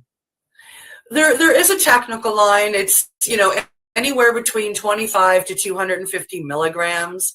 But for everybody, it's different. Like, somebody may feel 50 milligrams like I feel a gram, like a full 1,000 milligrams. So to them, 50 milligrams is not microdosing. 50 milligrams is above a microdose, if they're feeling it. So everybody's different. For me, I sit at about 110 to 150 before I can feel any effects, and that's a microdose for me. Yeah. Okay. Yeah, and I've had people that have gotten a hold of me and said, hey, the 110 milligrams is too much. I'm feeling it's really, really rocking me. And in my world, that's what I require. That's why, most of ours are there. But, now I'm realizing, there's people that feel it even more subtle and they require that 50 milligram, which is, Yeah. that's a new one we're putting into play for those people, because everybody should have the ability to utilize this to get them through those troubled periods. It's for sure. Yeah. And it's just not the psilocybin mushrooms, like all kinds of mushrooms. And I hated mushrooms, like just mushrooms, period. No mushrooms on my pizza, any of that type of stuff, right? But as a medicine, in a capsule, all type of stuff, wasn't available when 40 years ago when I was trying all that stuff. No. Yeah. Actually, watching the growth in the last 5 years, like watching the market just go, has absolutely blown my mind. It's beautiful to see, because that just means people are becoming more aware and conscious of healing. But, what the different mushrooms can do for our immune system and our gut biome, and just resetting the systems in our body back to healthy, it's revolutionary. Oh yeah, exactly. I was, I was surprised. I didn't realize all that until you got involved, Steve. So it was a huge learning process for me as well, because it was either go back to all the medications they'd put me on my life, or do a bunch of research to find my way out. And the more research I did on microdosing, the more it came to mushrooms. And then it wasn't just psilocybin. It was like, but if you combine it with lion's mane, and if you add in some turkey tail, and then you start learning about these other ones, and you get into just how they work. And it's not, you eat the lion's mane and it fixes your brain. No, you eat these ingredients, they go into your stomach, where they mix with the acids, and then the ingredients within unlock certain locks in your immune system to make certain healing processes happen. And, when you start reading all the processes that mushrooms open, and the synergistic combination of using more than one type. Wow. Do you think that maybe the research on it is accelerated more than it did on cannabis? Maybe because of the fact that cannabis is always looked at as a smoked product? I think mushrooms, there's no smoking in mushrooms, right? People. I think the reason they're slamming so much study into it is because they can synthesize the psilocybin, and by doing that, they can create the medications. Whereas all they had was Dronabinol, and what was the other one?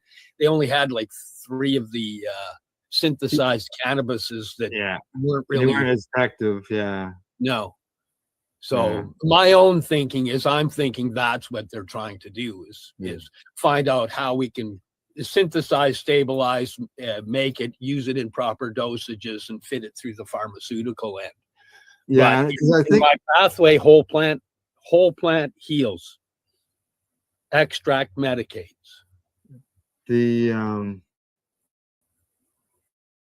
Exactly. Because I think a lot of the reports that we cover on the news, we start rhyming off letters and numbers. It is a synthesized psilocybin. There are some that we do read off that it'll say, natural mushrooms, but They usually say the full fruit of the mushroom. A lot of them that we read, though, like where we think, when we think the bigger doses or the macro doses or the full doses, a lot of people think 5 grams or more. And when we read them on the news, they talk about 25 milligrams. And what they're talking about there is they're talking about 4-ACO-DMT, which is the synthesized psilocin that they have made. And that 25 milligrams is equivalent to 5 full grams of a penis envy mushroom. Yeah. So like a higher in psilocin mushroom, like a stronger mushroom, like the penis envy or something like that. So That's what they speak of with the psilocin. And it's actually called 4-ACO DMT. Yeah, why wouldn't they just put an magic mushroom? DMT makes it sound like the DMT. Well, there's also NN-DMT, and which is and then the 5-MeO DMT, which is what I work with, and there's a lot of the medicines that fall under that DMT realm, believe it or not. Okay, so and mushrooms are definitely one of them. Yeah. Whether it's the fruiting body once or the psilocin goes in and transforms within your system, it becomes dimethyltryptamine. Yeah. Is that what it stands for? Okay.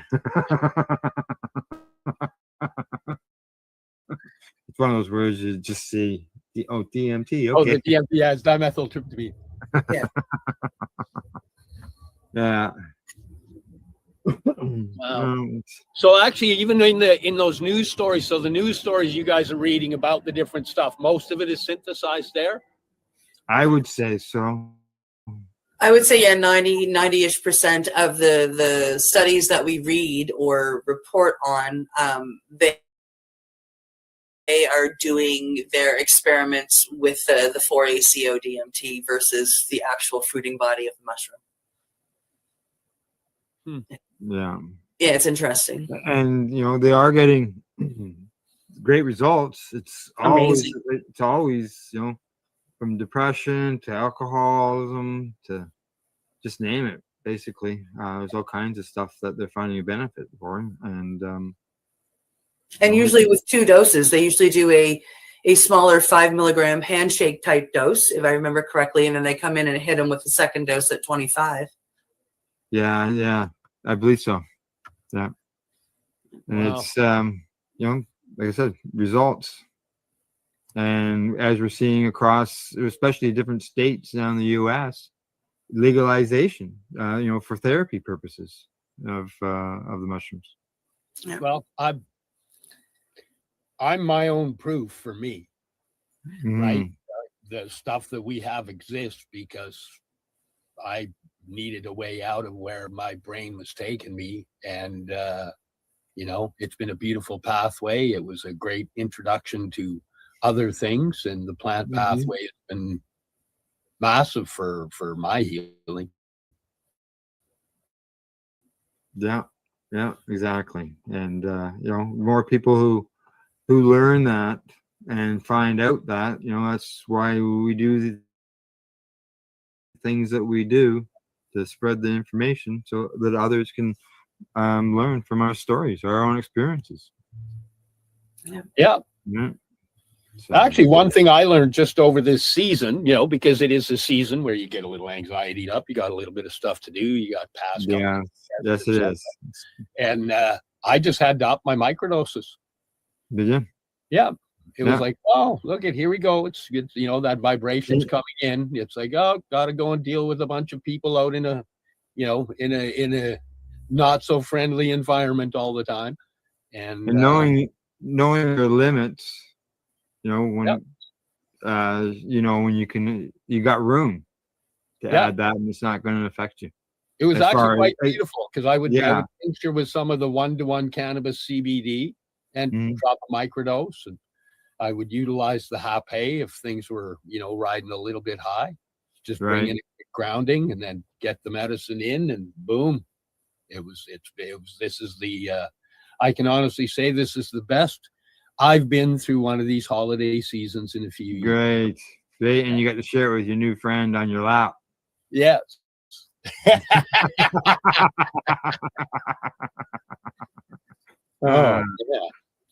What have we got that's new and exciting to look forward to this year, Al? What's that? What have we got that's new and exciting to look forward to? New and exciting.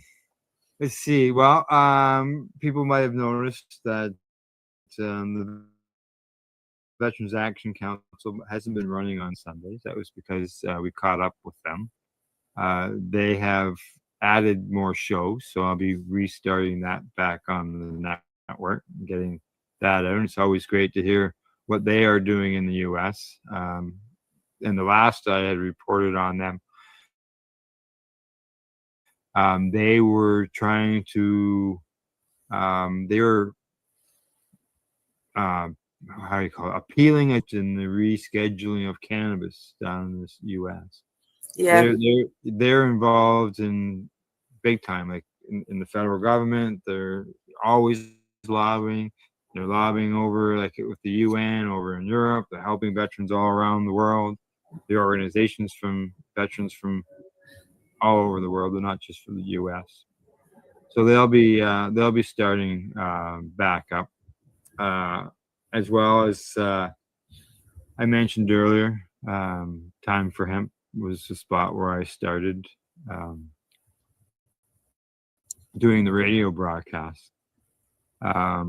This past summer, I was talking with Casper at Time for Hemp, and we've got him jumped over to the video side of things, and he is doing broadcasts now, and I will be adding them to our network broadcast as well.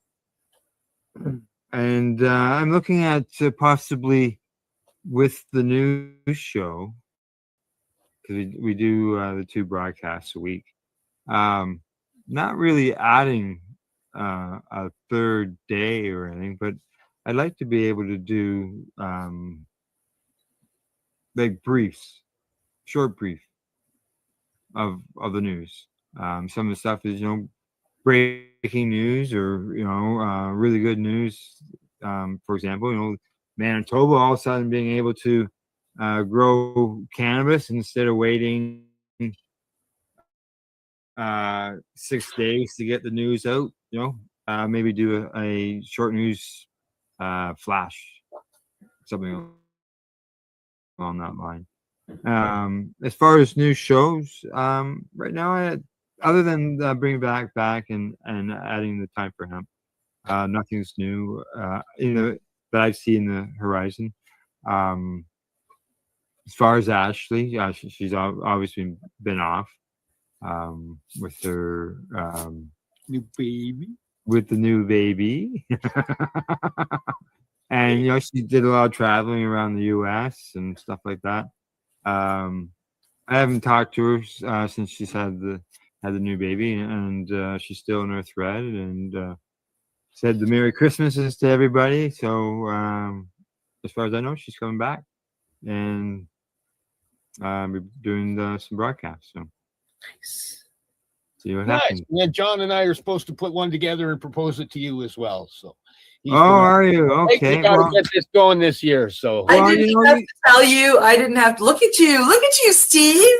I'm so proud of you, my friend. Brought it up all by yourself. Oh yeah. Well, there was a talk way back about John and you doing something, and it just sort of went quiet, right? And or he was getting involved somewhere, and so yeah. Let me know.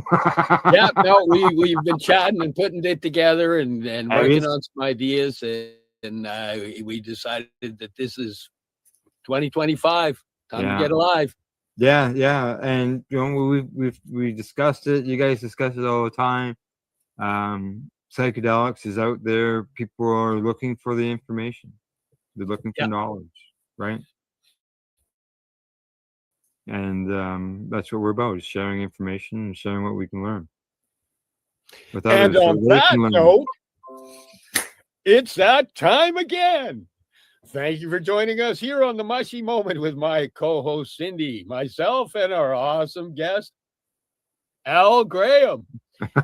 We're proud to be coming to you live from baseradio.net. We stream everywhere. We'll see you next week. Much love. You're listening to the Pace Radio Network here at paceradio.net. The opinions of the individuals during this broadcast are their own and may not be the opinions of their group or other organizations they may be involved with. All medical advice during our broadcast is not a medical opinion and should be checked with your medical physician. When you have a pain that's reached its peak, Legacy for 20, it's so unique. If organic cannabis is what you seek, here's your trusted partner 7 days a week. Suppository salves, bakes and drops, topicals, edibles, infused pop. Just when life seems like it ain't easy, at Legacy 420, enjoy a pop freezy. Lab tested products, make them the GOAT. Legacy 420 out on your road. Legacy 420 in Tyndonega, Mohawk territory. Indigenous organic cannabis at its finest. Enjoy the buzz of legalization with Campbellford Lifestyle Shop. From lights to plant nutrients, books, consumption accessories, and more, we've got all your basics to grow or consume cannabis. Visit our info center or take a look at our piercing services and body jewelry, now available in-store through Campbellford Lifestyle Shop, 17 Bridge Street West, Campbellford. Limestone City Hydroponics is Kingston, Ontario's hydroponic shop.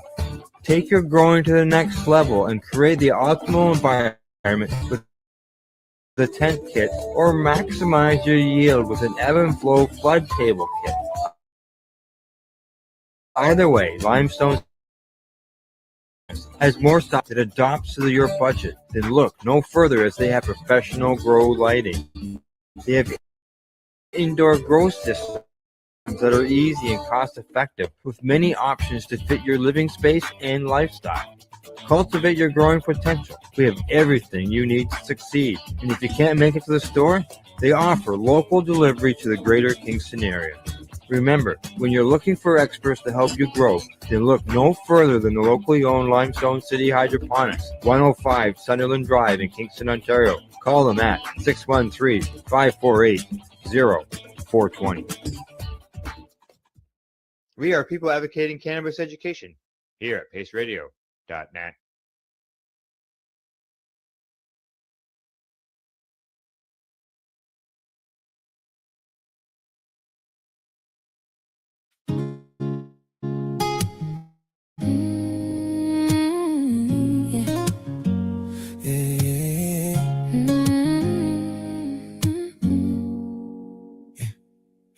Doctor said, try this pill.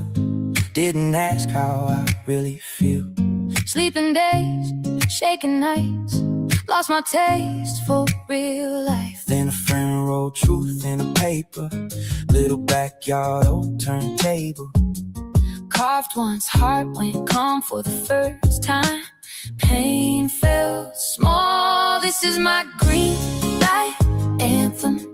My lungs, my life, my choice. I chanted, plant in the ground, hands in the sky, healing in the smoke as the days go by. You can call it wrong, you can roll your eyes, but I know what saved me. I don't apologize. Singing out loud for the ones like me. Cannabis care, let the people be free. Grandma hiding drops in her tea. Says it helps her finally breathe. That down the street can sleep. No more ghosts in his dreams. Still they slap cuffs on a kid for the same thing that helped me live. How's that fair? How's that right? When the garden could change your life. This is our green light anthem. From the chemo wards to the campus, from the mothers who just want rest to the anxious hearts in that Sunday best. You can pass your laws, we will pass it around till the courthouse hears our sound. Singing out loud for the ones in need. Cannabis care, let the people be free. Oh, oh, yeah. Spark one up for the patients waiting. Years go by, still debating while the pills get pushed. Prescriptions stack, but a simple seed gets pushed back. We're not criminals, we're just hurting, fighting for a kind of version of relief, of dignity. Let the plant grow, let us breathe. This is the green light anthem. From the pain ward to the anthems, plant in the ground, hands in the sky, healing in the smoke as the days go by. You can call it wrong, we'll still stand tall till every last charge and the chains all fall. Singing out loud for the world to see.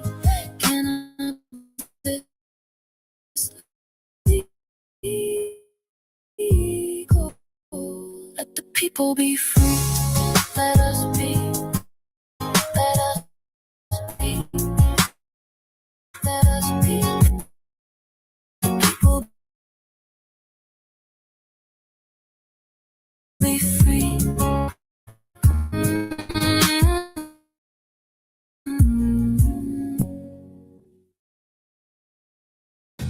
After this.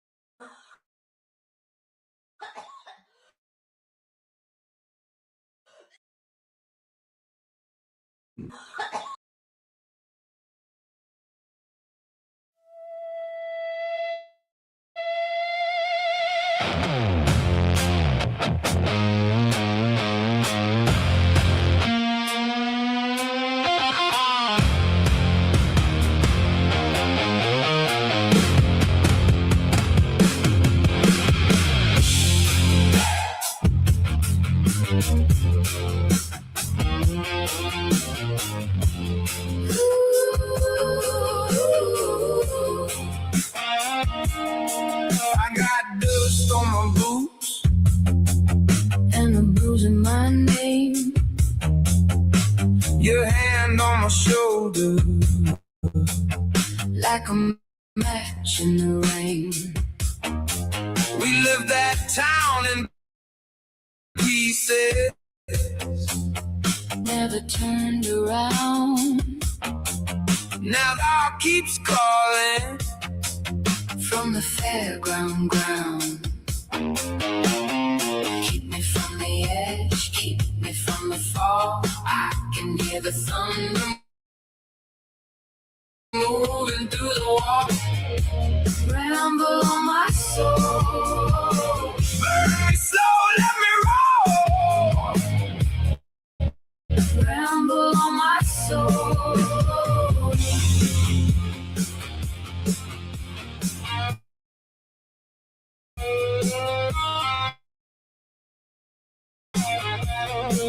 You wore a red scarf like a I found your name in gravel by the county line.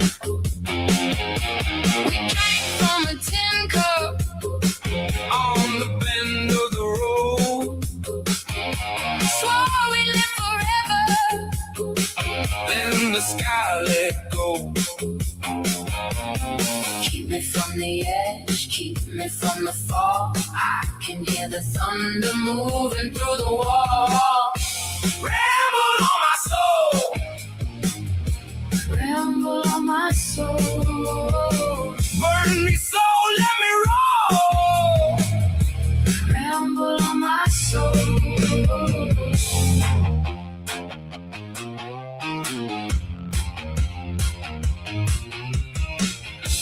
If I go blind, take my hand. If I lose my name, call it back. Through the smoke, through the glass, we were always made to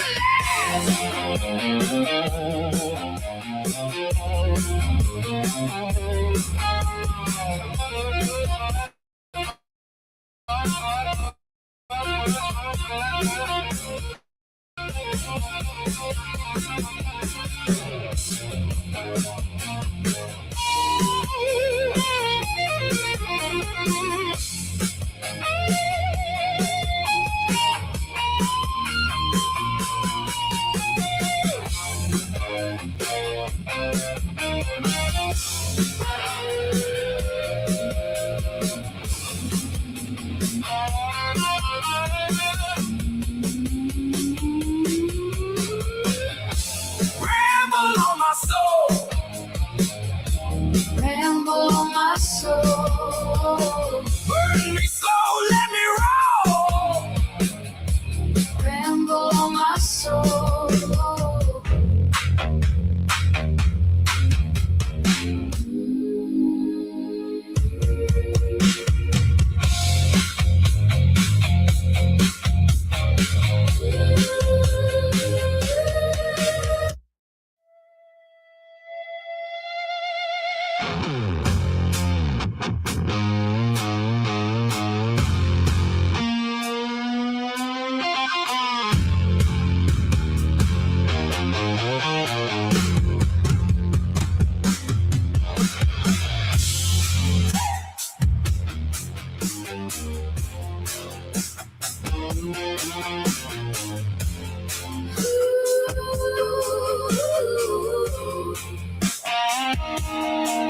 I got dust on my boots and a bruise in my name.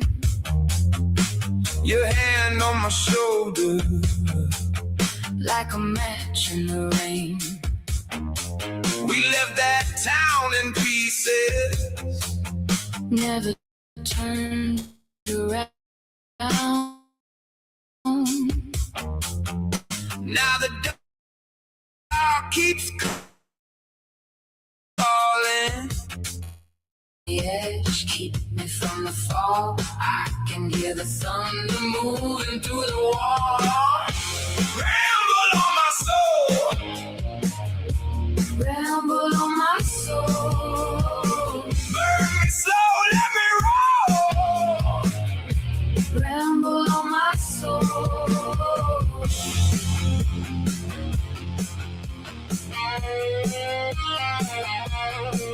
You wore a red scarf,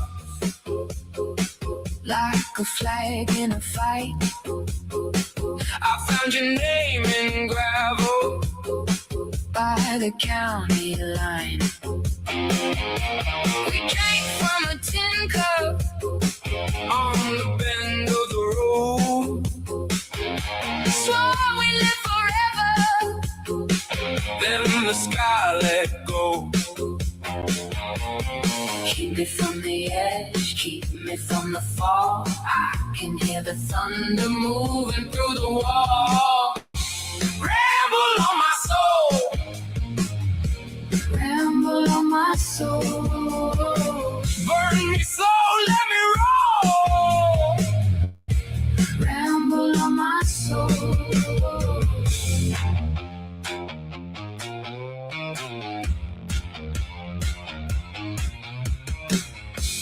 If I go blind, take my hand. If I lose my name, call it back. Through the smoke, through the glass, we were always made to last.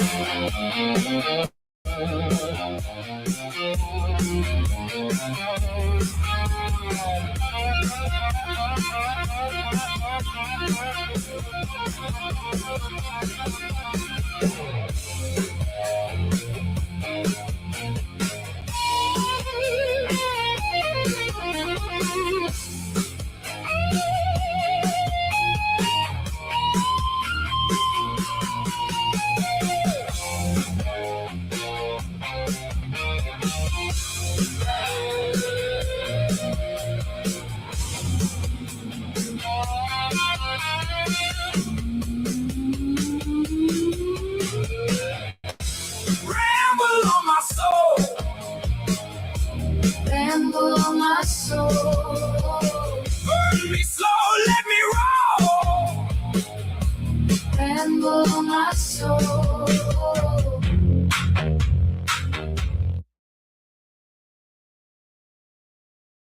You're listening to the Pace Radio Network here at paceradio.net. The views expressed by the be the same as those of their group or other organizations they may be involved with. All medical advice during our broadcast is not a medical opinion and should be checked with your medical physician. Look at all that money. Yeah, the money that they spend. Take another look, take some time for him.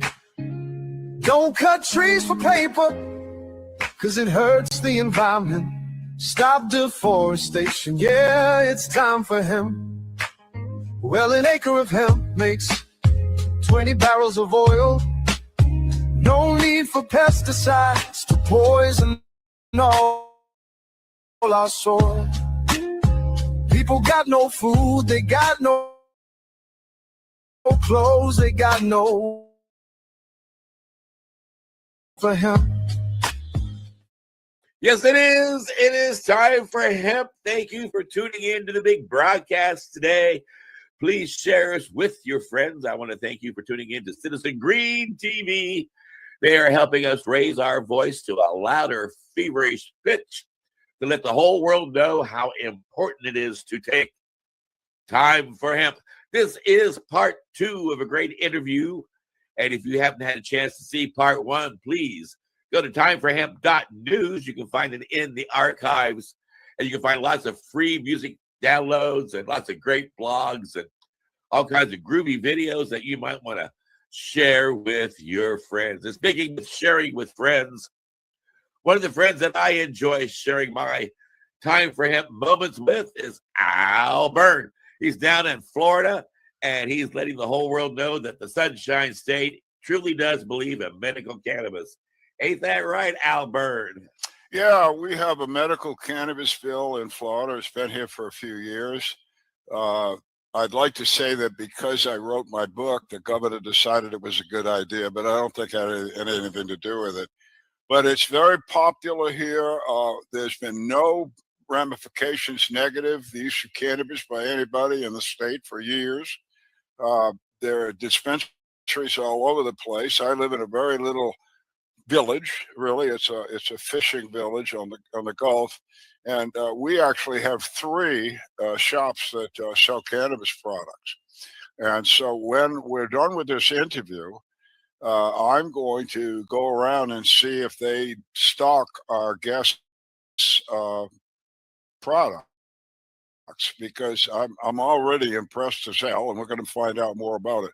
But before we do that, we have to bring in our token Canadian, one of my joint hosts, Al Graham. Hi guys, how you doing? Groovy, and other than that, things are doing really well. Well, groovy. And why don't you introduce our groovy guest on the big joint broadcast today? All right, I'd like to welcome back Colonel Philip Blair. He's an MD. He's also a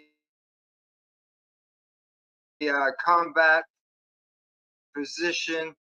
He's managed chronic or product called BC Plus. And instead of me explaining to him, we're going to bring him on the show and we're going to find out all the details about it. Welcome to the broadcast, Colonel Phelps. Why, thank you so much. I appreciate it. This is a great honor to be with you. Well, I don't know about honor, Colonel. I don't know with these guys, but why don't we get, we've talked in the first half hour. You've been very, very, wow, stuff, but we also know we don't know stuff, and you've filled in a lot of holes. But let's go right away. But you spent quite a background product to take that giant step. Well, I didn't know anything about cannabis. I was all inclined to the derogatory nature. I never even experimented with with cannabis at all until 2014, and when I was introduced to it as a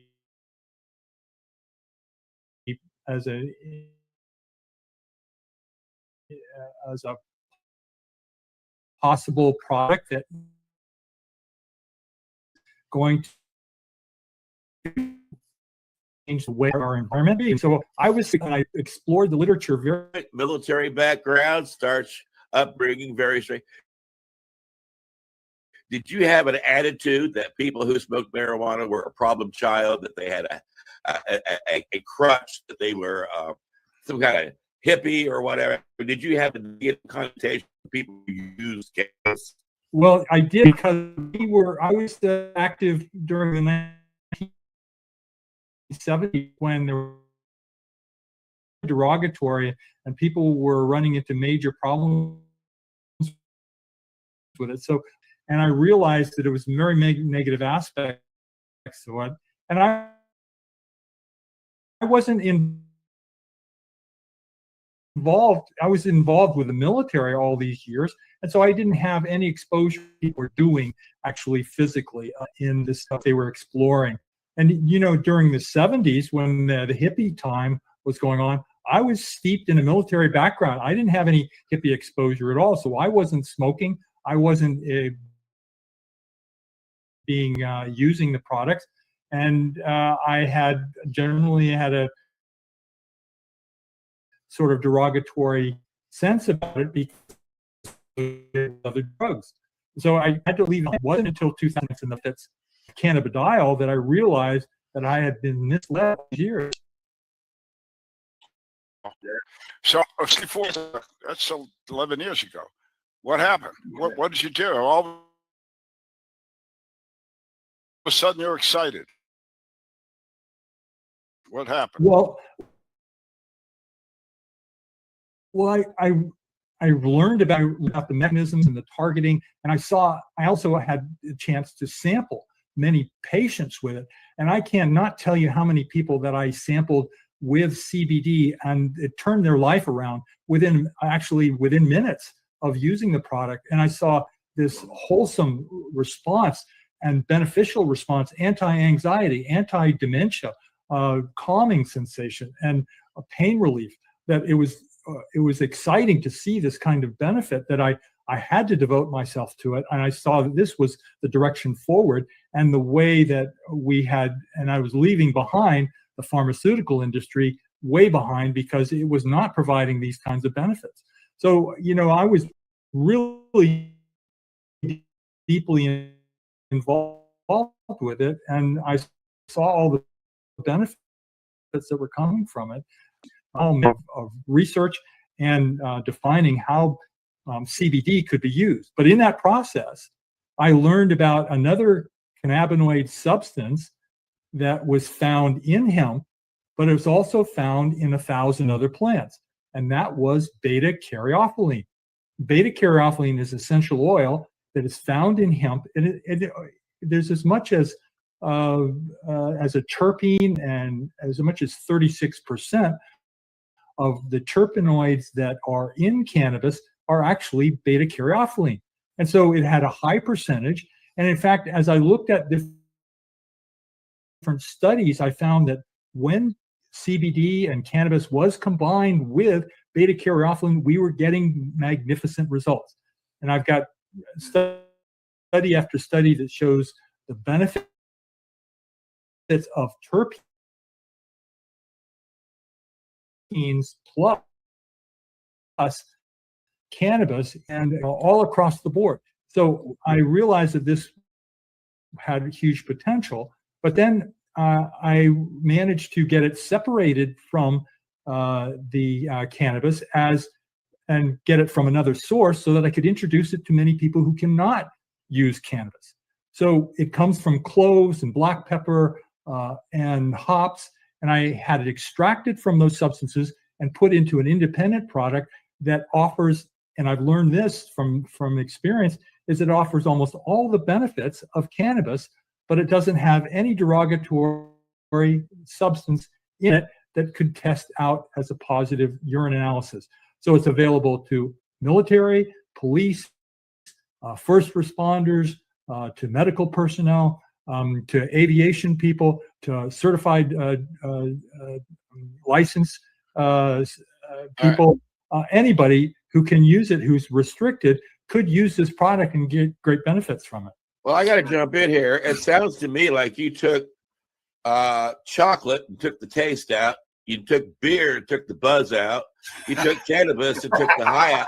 You ruined it. Why? Yeah. Screwed it all up. Yeah. What benefit?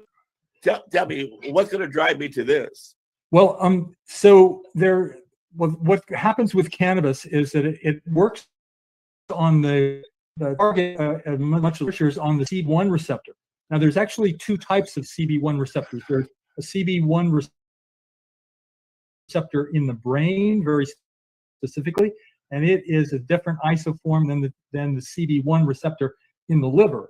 and the one in the brain makes you high, whereas the one for inflammation, you want to see receptor in the liver acted, because that can lead to obesity and other types of inflammatory signals. But in the brain, it can mitigate against Alzheimer's disease and dementia. So cannabis is generally targeted and talked about for the THC effect and on the CB1 receptors. Well, now this is the opposite. This is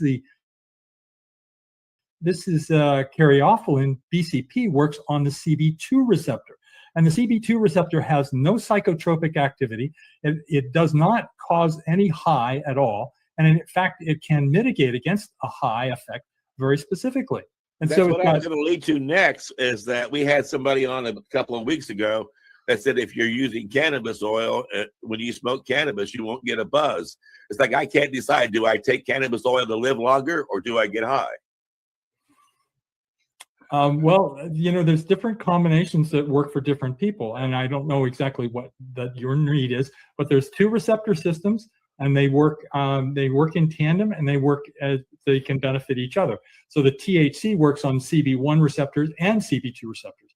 Now the BCP product works strictly on the CB2 receptors, so there's no associated high with it, but it actually mitigates against behavioral abnormalities such as anxiety, depression, PTSD, and I believe it's going to work for bipolar and schizophrenia, as well as suicide ideations. Well, and you said that this can help with blood supply. If somebody's got problems with their circulation, would this be a benefit to them? Yes, definitely. Yeah, it actually increases the amount of nitric oxide that we produce in a beneficial way. So it dilates the blood vessels, and it actually dilates the blood vessels in the so what studies have you done to help verify something? 15 clinical human studies on the product, but there are about 3,500 preclinical studies that have been done on beta-caryophyllene. So what I've been using it over the last 4 years, I've been using it in thousands of people, and I've seen these particular benefits firsthand. One of the particular ones that I noticed very, very specifically is the relief of anxiety and depression immediately after taking a dose of this product. The product is a highly bioavailable substance that I put into a small molecule format and wrapped it with a membrane that makes it water soluble, as well as wholly bioavailable into the mucous membranes. And that's what delivers it in the mucous membranes immediately within 10 minutes after dosing. Wow. So, Colonel, do you, two questions. Do you use your own product? Yes. Okay. And then I want to use your product. How do I administer it to myself? Well, now, there's different formats, but the main one is the liposome format. So the liposomes are molecules that are water soluble. They're in a phosphatidylcholine, a membrane that is highly bioavailable. It gets absorbed really well, but it isolates the molecule, the beta-caryophyllene, into the molecule, so allows it to be water soluble and bioavailable to the mucous membrane, so it gets absorbed into the bloodstream immediately. So that's liposomal product. So if you're taking the liposomal product, I'd want you to take a half to a full milliliter, and probably for you, I'd want you to take a 1 milliliter, hold it in your mouth for 1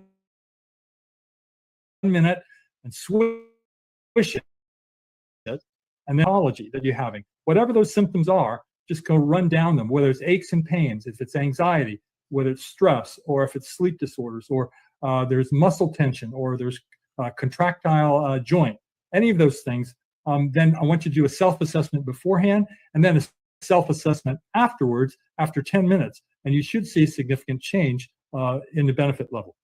Now, does that change only in your mental thinking or your emotional stability, or is that a 10-minute change? You notice it physically too? Oh yes, it's physical. So one of the magnificent benefits of it is pain relief and mobility. So typically I've been using it particularly in Parkinson's patients, and it's showing magnificent benefits in terms of mobilization. Now, typically they have a very rigid facial appearance. They have very tight muscles and they cannot move very effectively. And this loosens them up. They get about 20% increase in range of motion with it. So they can be highly flexible. It's also topically, it relieves pain, burning, inflammation, bites, burns, stings, just from a topical application of the product.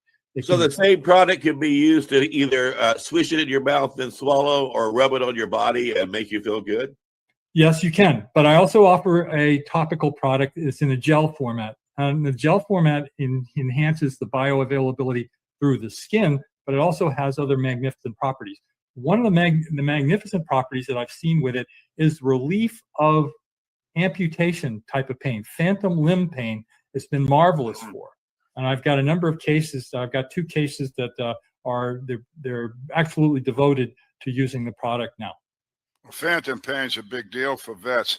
I got a question. So I put your product in my mouth and I hold it for a minute. Now, I'm assuming my oral mucosal area is absorbing this product. It's into my bloodstream, right? All right, so I get it in my bloodstream, but now that blood's going to take it to my liver. And is that going to change the chemicals? What happens when it hits my liver? Well, it's going to hit your liver after it circulates in the body. So you're going to get the benefits right away, and it's going to go to the brain right away. So you're going to get brain circulation. And then as it processes through the body, it's going to go through the liver and to get metabolized. Now, in metabolism of beta-caryophyllene is actually to another beneficial product called beta-caryophyllene oxide. And that has enormous benefits too. It has a strong anti-cancer effects, but it also has strong other benefits, not specifically as a BCP product, but it is highly effective for other things. And then that's can also help with and urinated out. You said it can help with phantom pain. I've got a close friend who's like me, 100 years old, and she's had a leg amputated, and about every 20 minutes or so, she feels this horrific phantom pain.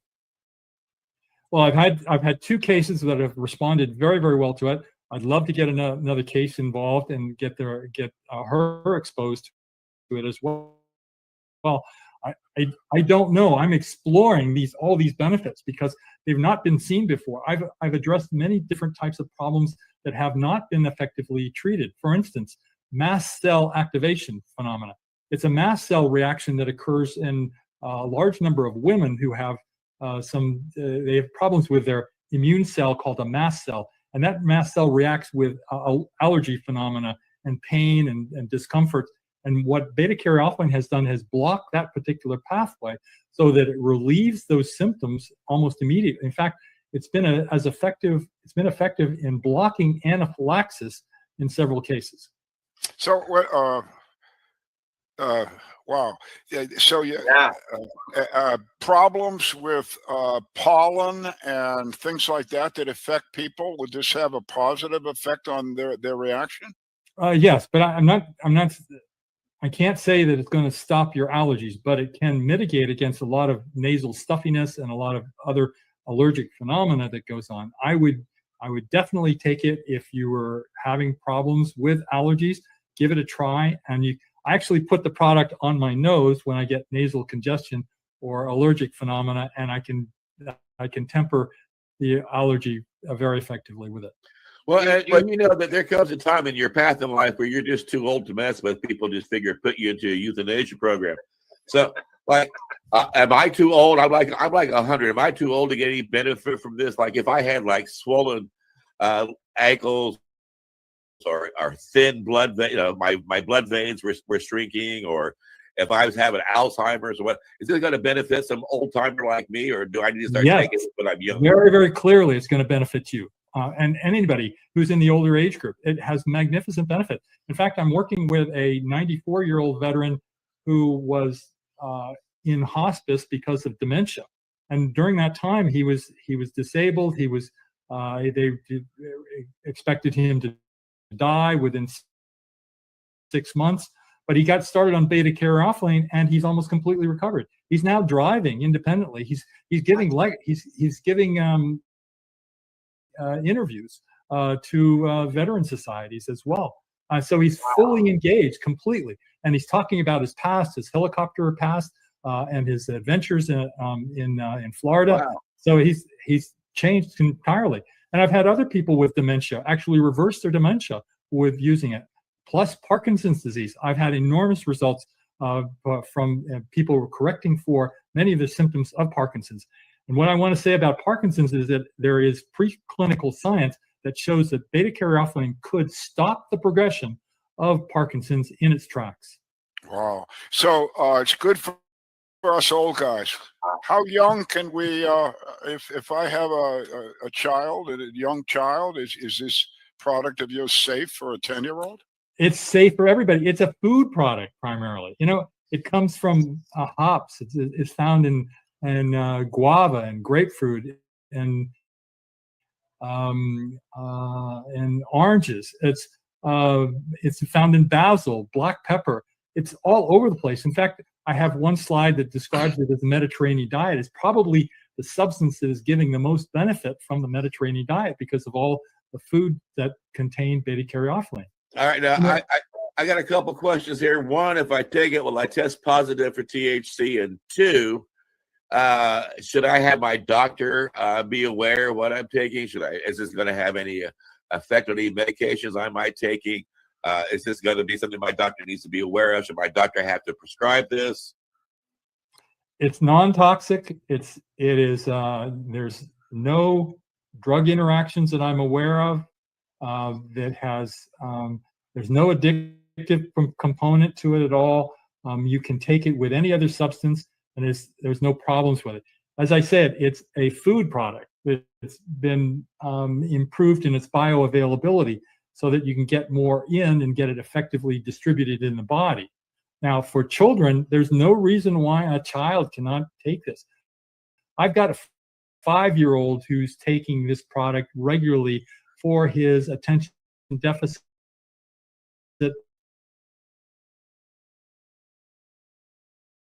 He will walk over to his mom and ask her for a dropper of brain food because it settles him down and he's able to do his work and interact with his siblings as well.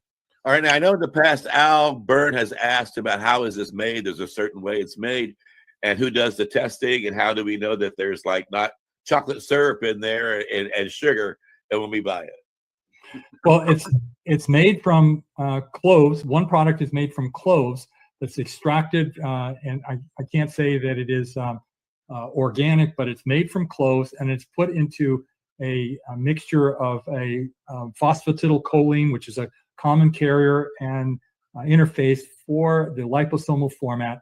It's energized with high vibration to collect up the molecules and to put it into a thick liquid that is easily bioavailable from the body, and it stays suspended indefinitely.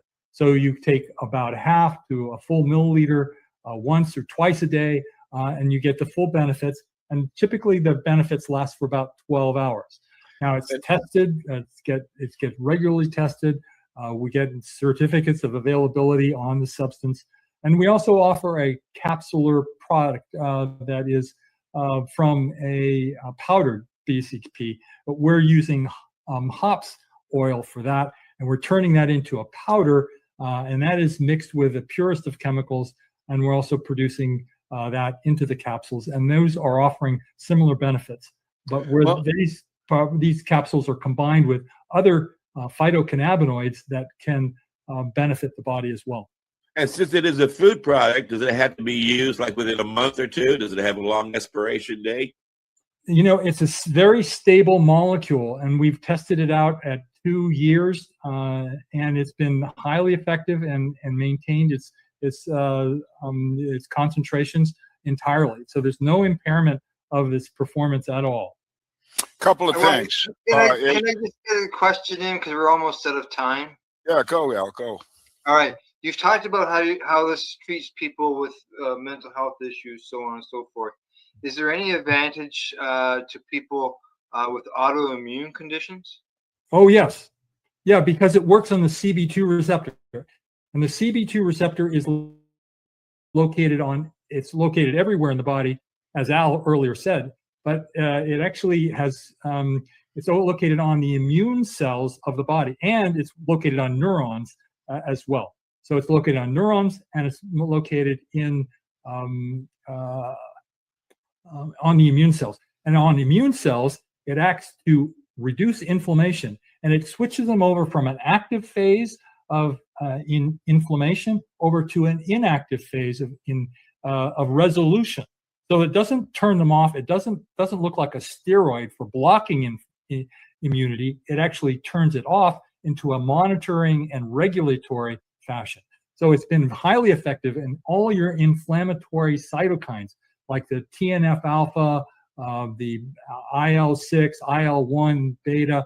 These are all inflammatory molecules, but it actually stimulates the production of anti-inflammatory cytokines like IL-10. And then you may not know about these particular things, but these enormous benefits in these areas, particularly for autoimmune conditions like MS as well. Wow, I can't believe this half hour's gone quick. I know. We need more time. I know. I have one more question, and then we'll wrap it up. It's not covered for senior citizens on their insurance. So, do you offer a senior citizen discount? Is this a cost-prohibitive medication? Is it affordable? What? Well, we're asking $75 for a bottle of that gives you 60 milliliters, and that 60 milliliters may last you 1 to 2 months. If you're using half a milliliter twice a day, then that's going to last you 2 months. Or if you're using just 1 milliliter a day, then that's 2 months worth. So it can be high. I want people to stay rigid on the schedule. Now you can take more of it, or you can take less of it, depending on your needs. I tell people, optimize your performance. And the other thing that I can see that it's very effective for is vision. It has a visual enhancement properties to it that can reverse macular degeneration, I believe. Wow. My mother had that. So, yeah. We got 1 minute. Sleep. Yes. It has magnificent for sleep as well, because it seems to relax the body, put a calming state into the body, so that you sleep deeper with more intensity, and you get longer sleep. But it can interfere with your going to sleep because the brain activates. So you can get really engaged in thoughts and patterns and exploring different topics with your mind. But if you hold off for a couple hours, you should be able to go to sleep and sleep in a very, very deep way. Well, give a shout out to your website. Yeah, so my website is blairmedicalgroup.com. You're welcome to explore that. I've got a number of white papers that I've written. I've got links to different topics, and I've got a discount of 20% for your first order. Well, it has been a real honor, Colonel, to have you as a guest in the show. I'd love to have you come back in our future and help educate our audience a little bit more about this fantastic thing called the endocannabinoid system.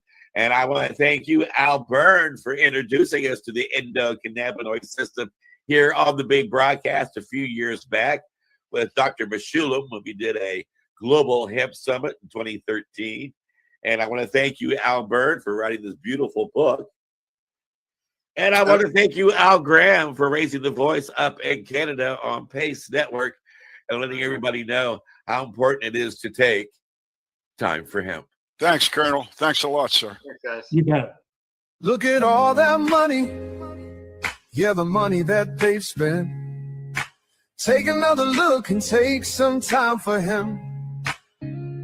Don't cut trees for paper, 'cause it hurts the environment. Stop deforestation. Yeah, it's time for him. Well, an acre of hemp makes 20 barrels of oil. No need for pesticides to poison all our soil. People got no food, they got no clothes, they got no rent.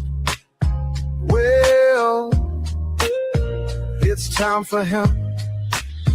Throughout us history, hemp has been used, no mystery. Hemp was legal to pay your taxes for more than a century. Check your taxes, The founding fathers made sense to me. It's time to grow hemp legally.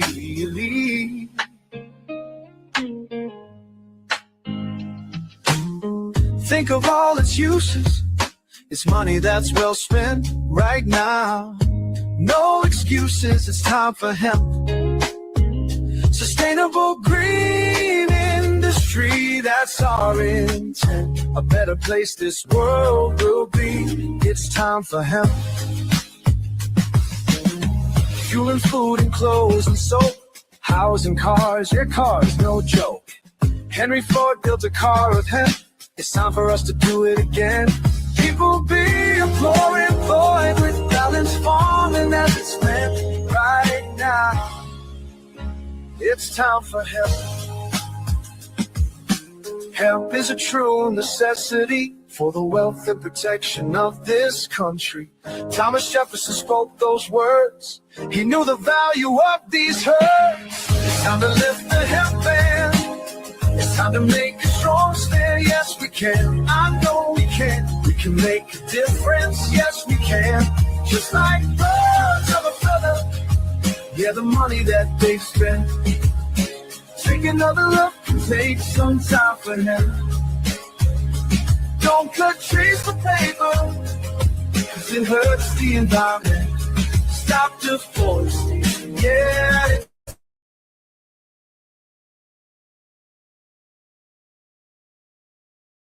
Time for him.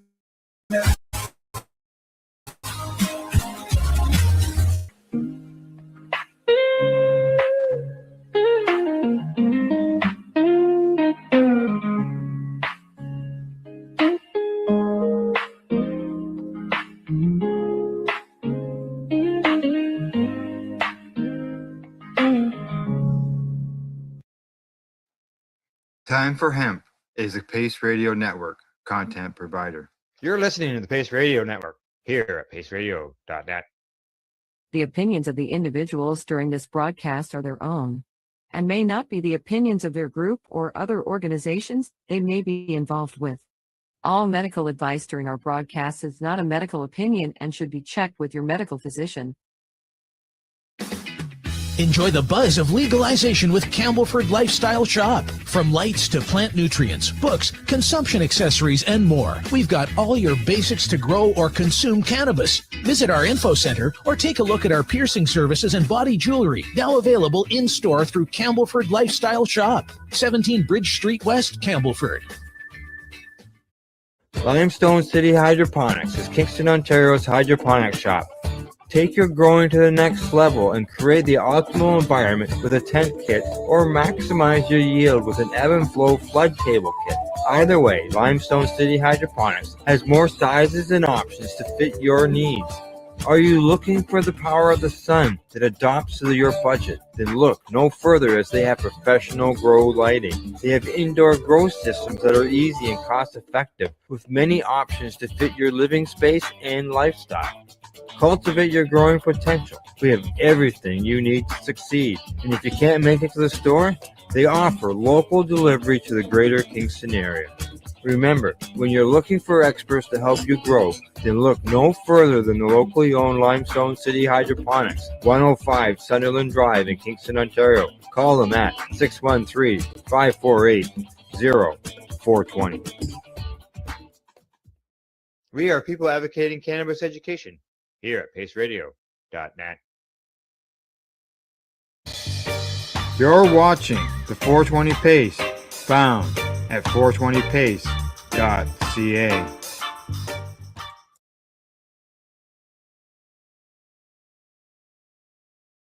The next one, this one is coming to us from Marijuana Moment, and the headline there says, "There's strong public demand for bigger marijuana reform than Trump's rescheduling move, federally funded study shows." The Trump administration's move to reschedule cannabis is popular, but most people support even broader cannabis reforms, according to a new federally funded study that examines public comments received during the government's official consideration of the proposal.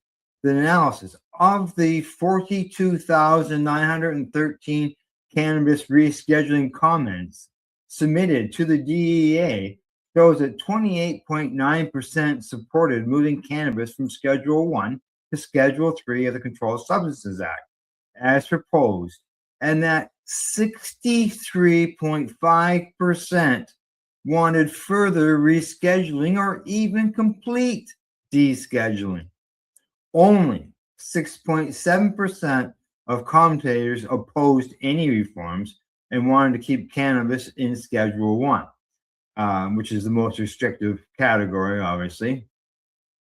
And they say that this information was from the authors of this research from the Johns Hopkins University and the University of California, San Diego, which was published in the journal Addiction. Now, they say the public sentiment on regulations, government supports the United States DEA administration's proposal for cannabis rescheduling, though the majority views the proposed Schedule 3 classification as inadequate and supports further rescheduling or complete descheduling. They say that most of the comments, yeah, okay, I see I've duplicated some information here. Now, according to the study authors, John Ayers said in a press release that rescheduling is a meaningful first step, but the public record shows Americans want federal policy to go even further. Now, opponents of any change, meanwhile, frequently noted concerns about public health risks, addiction, and underage use in their comments.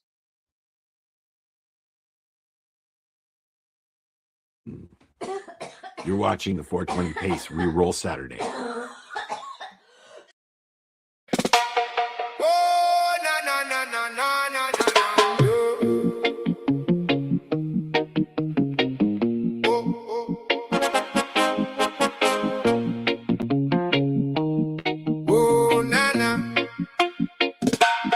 Morning rough, bones talk loud. I rose slow through the crowd. Green breath in a paper crown. Got the weight, but I sit down. Hard week, heavy hands. Pockets full of shifting plans. You say pain don't leave clean, but I know what the roots mean. Let it spin. Let it swing. One small spark and the whole room sings. Easy now, take your time. Feel that calm come over mine. Cannabis heals. Cannabis heals. Heals. Heals. Heals. Cannabis heals. Cannabis heals. It cools. It shields. One deep pull, I'm back in my skin. Cannabis heals. Let it roll in.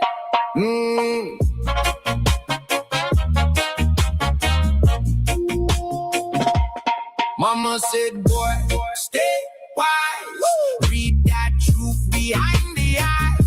Some folk talk, some dumb folk lie. Still I keep my head held high. On the porch with the plate half full. Baseline warm and the night too cool. Friends lean close, the worries fade. One love glow in the shade. Let it spin, let it swing. One small spark and the whole room sings. Easy now, take your time. Feel that calm come over mine. Cannabis heals. Cannabis heals. Heals. Heals. Heals. Heals. Cannabis heals. Cannabis heals. It cools. It shields. What one deep pull, I'm back in my skin. Cannabis heals. Let it roll in. No rush, no fight. Just a slow moon ride tonight. When the world gets wild in me, I find peace in the in between. Cannabis heals. Cannabis heals. Heals. Heals. Heals. Cannabis heals. Cannabis heals. It cools. It shields. One deep pull, I'm back in my skin. Cannabis heals. Let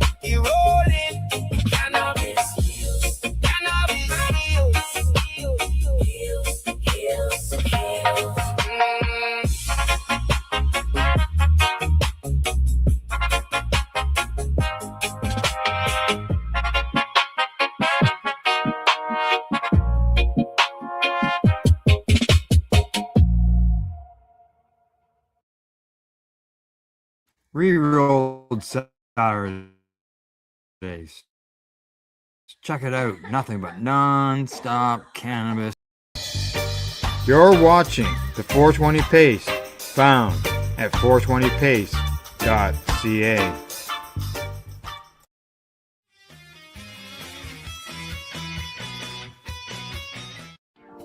You've been watching Rerolled Saturdays. Thank you to our guests, our hosts, and our viewers.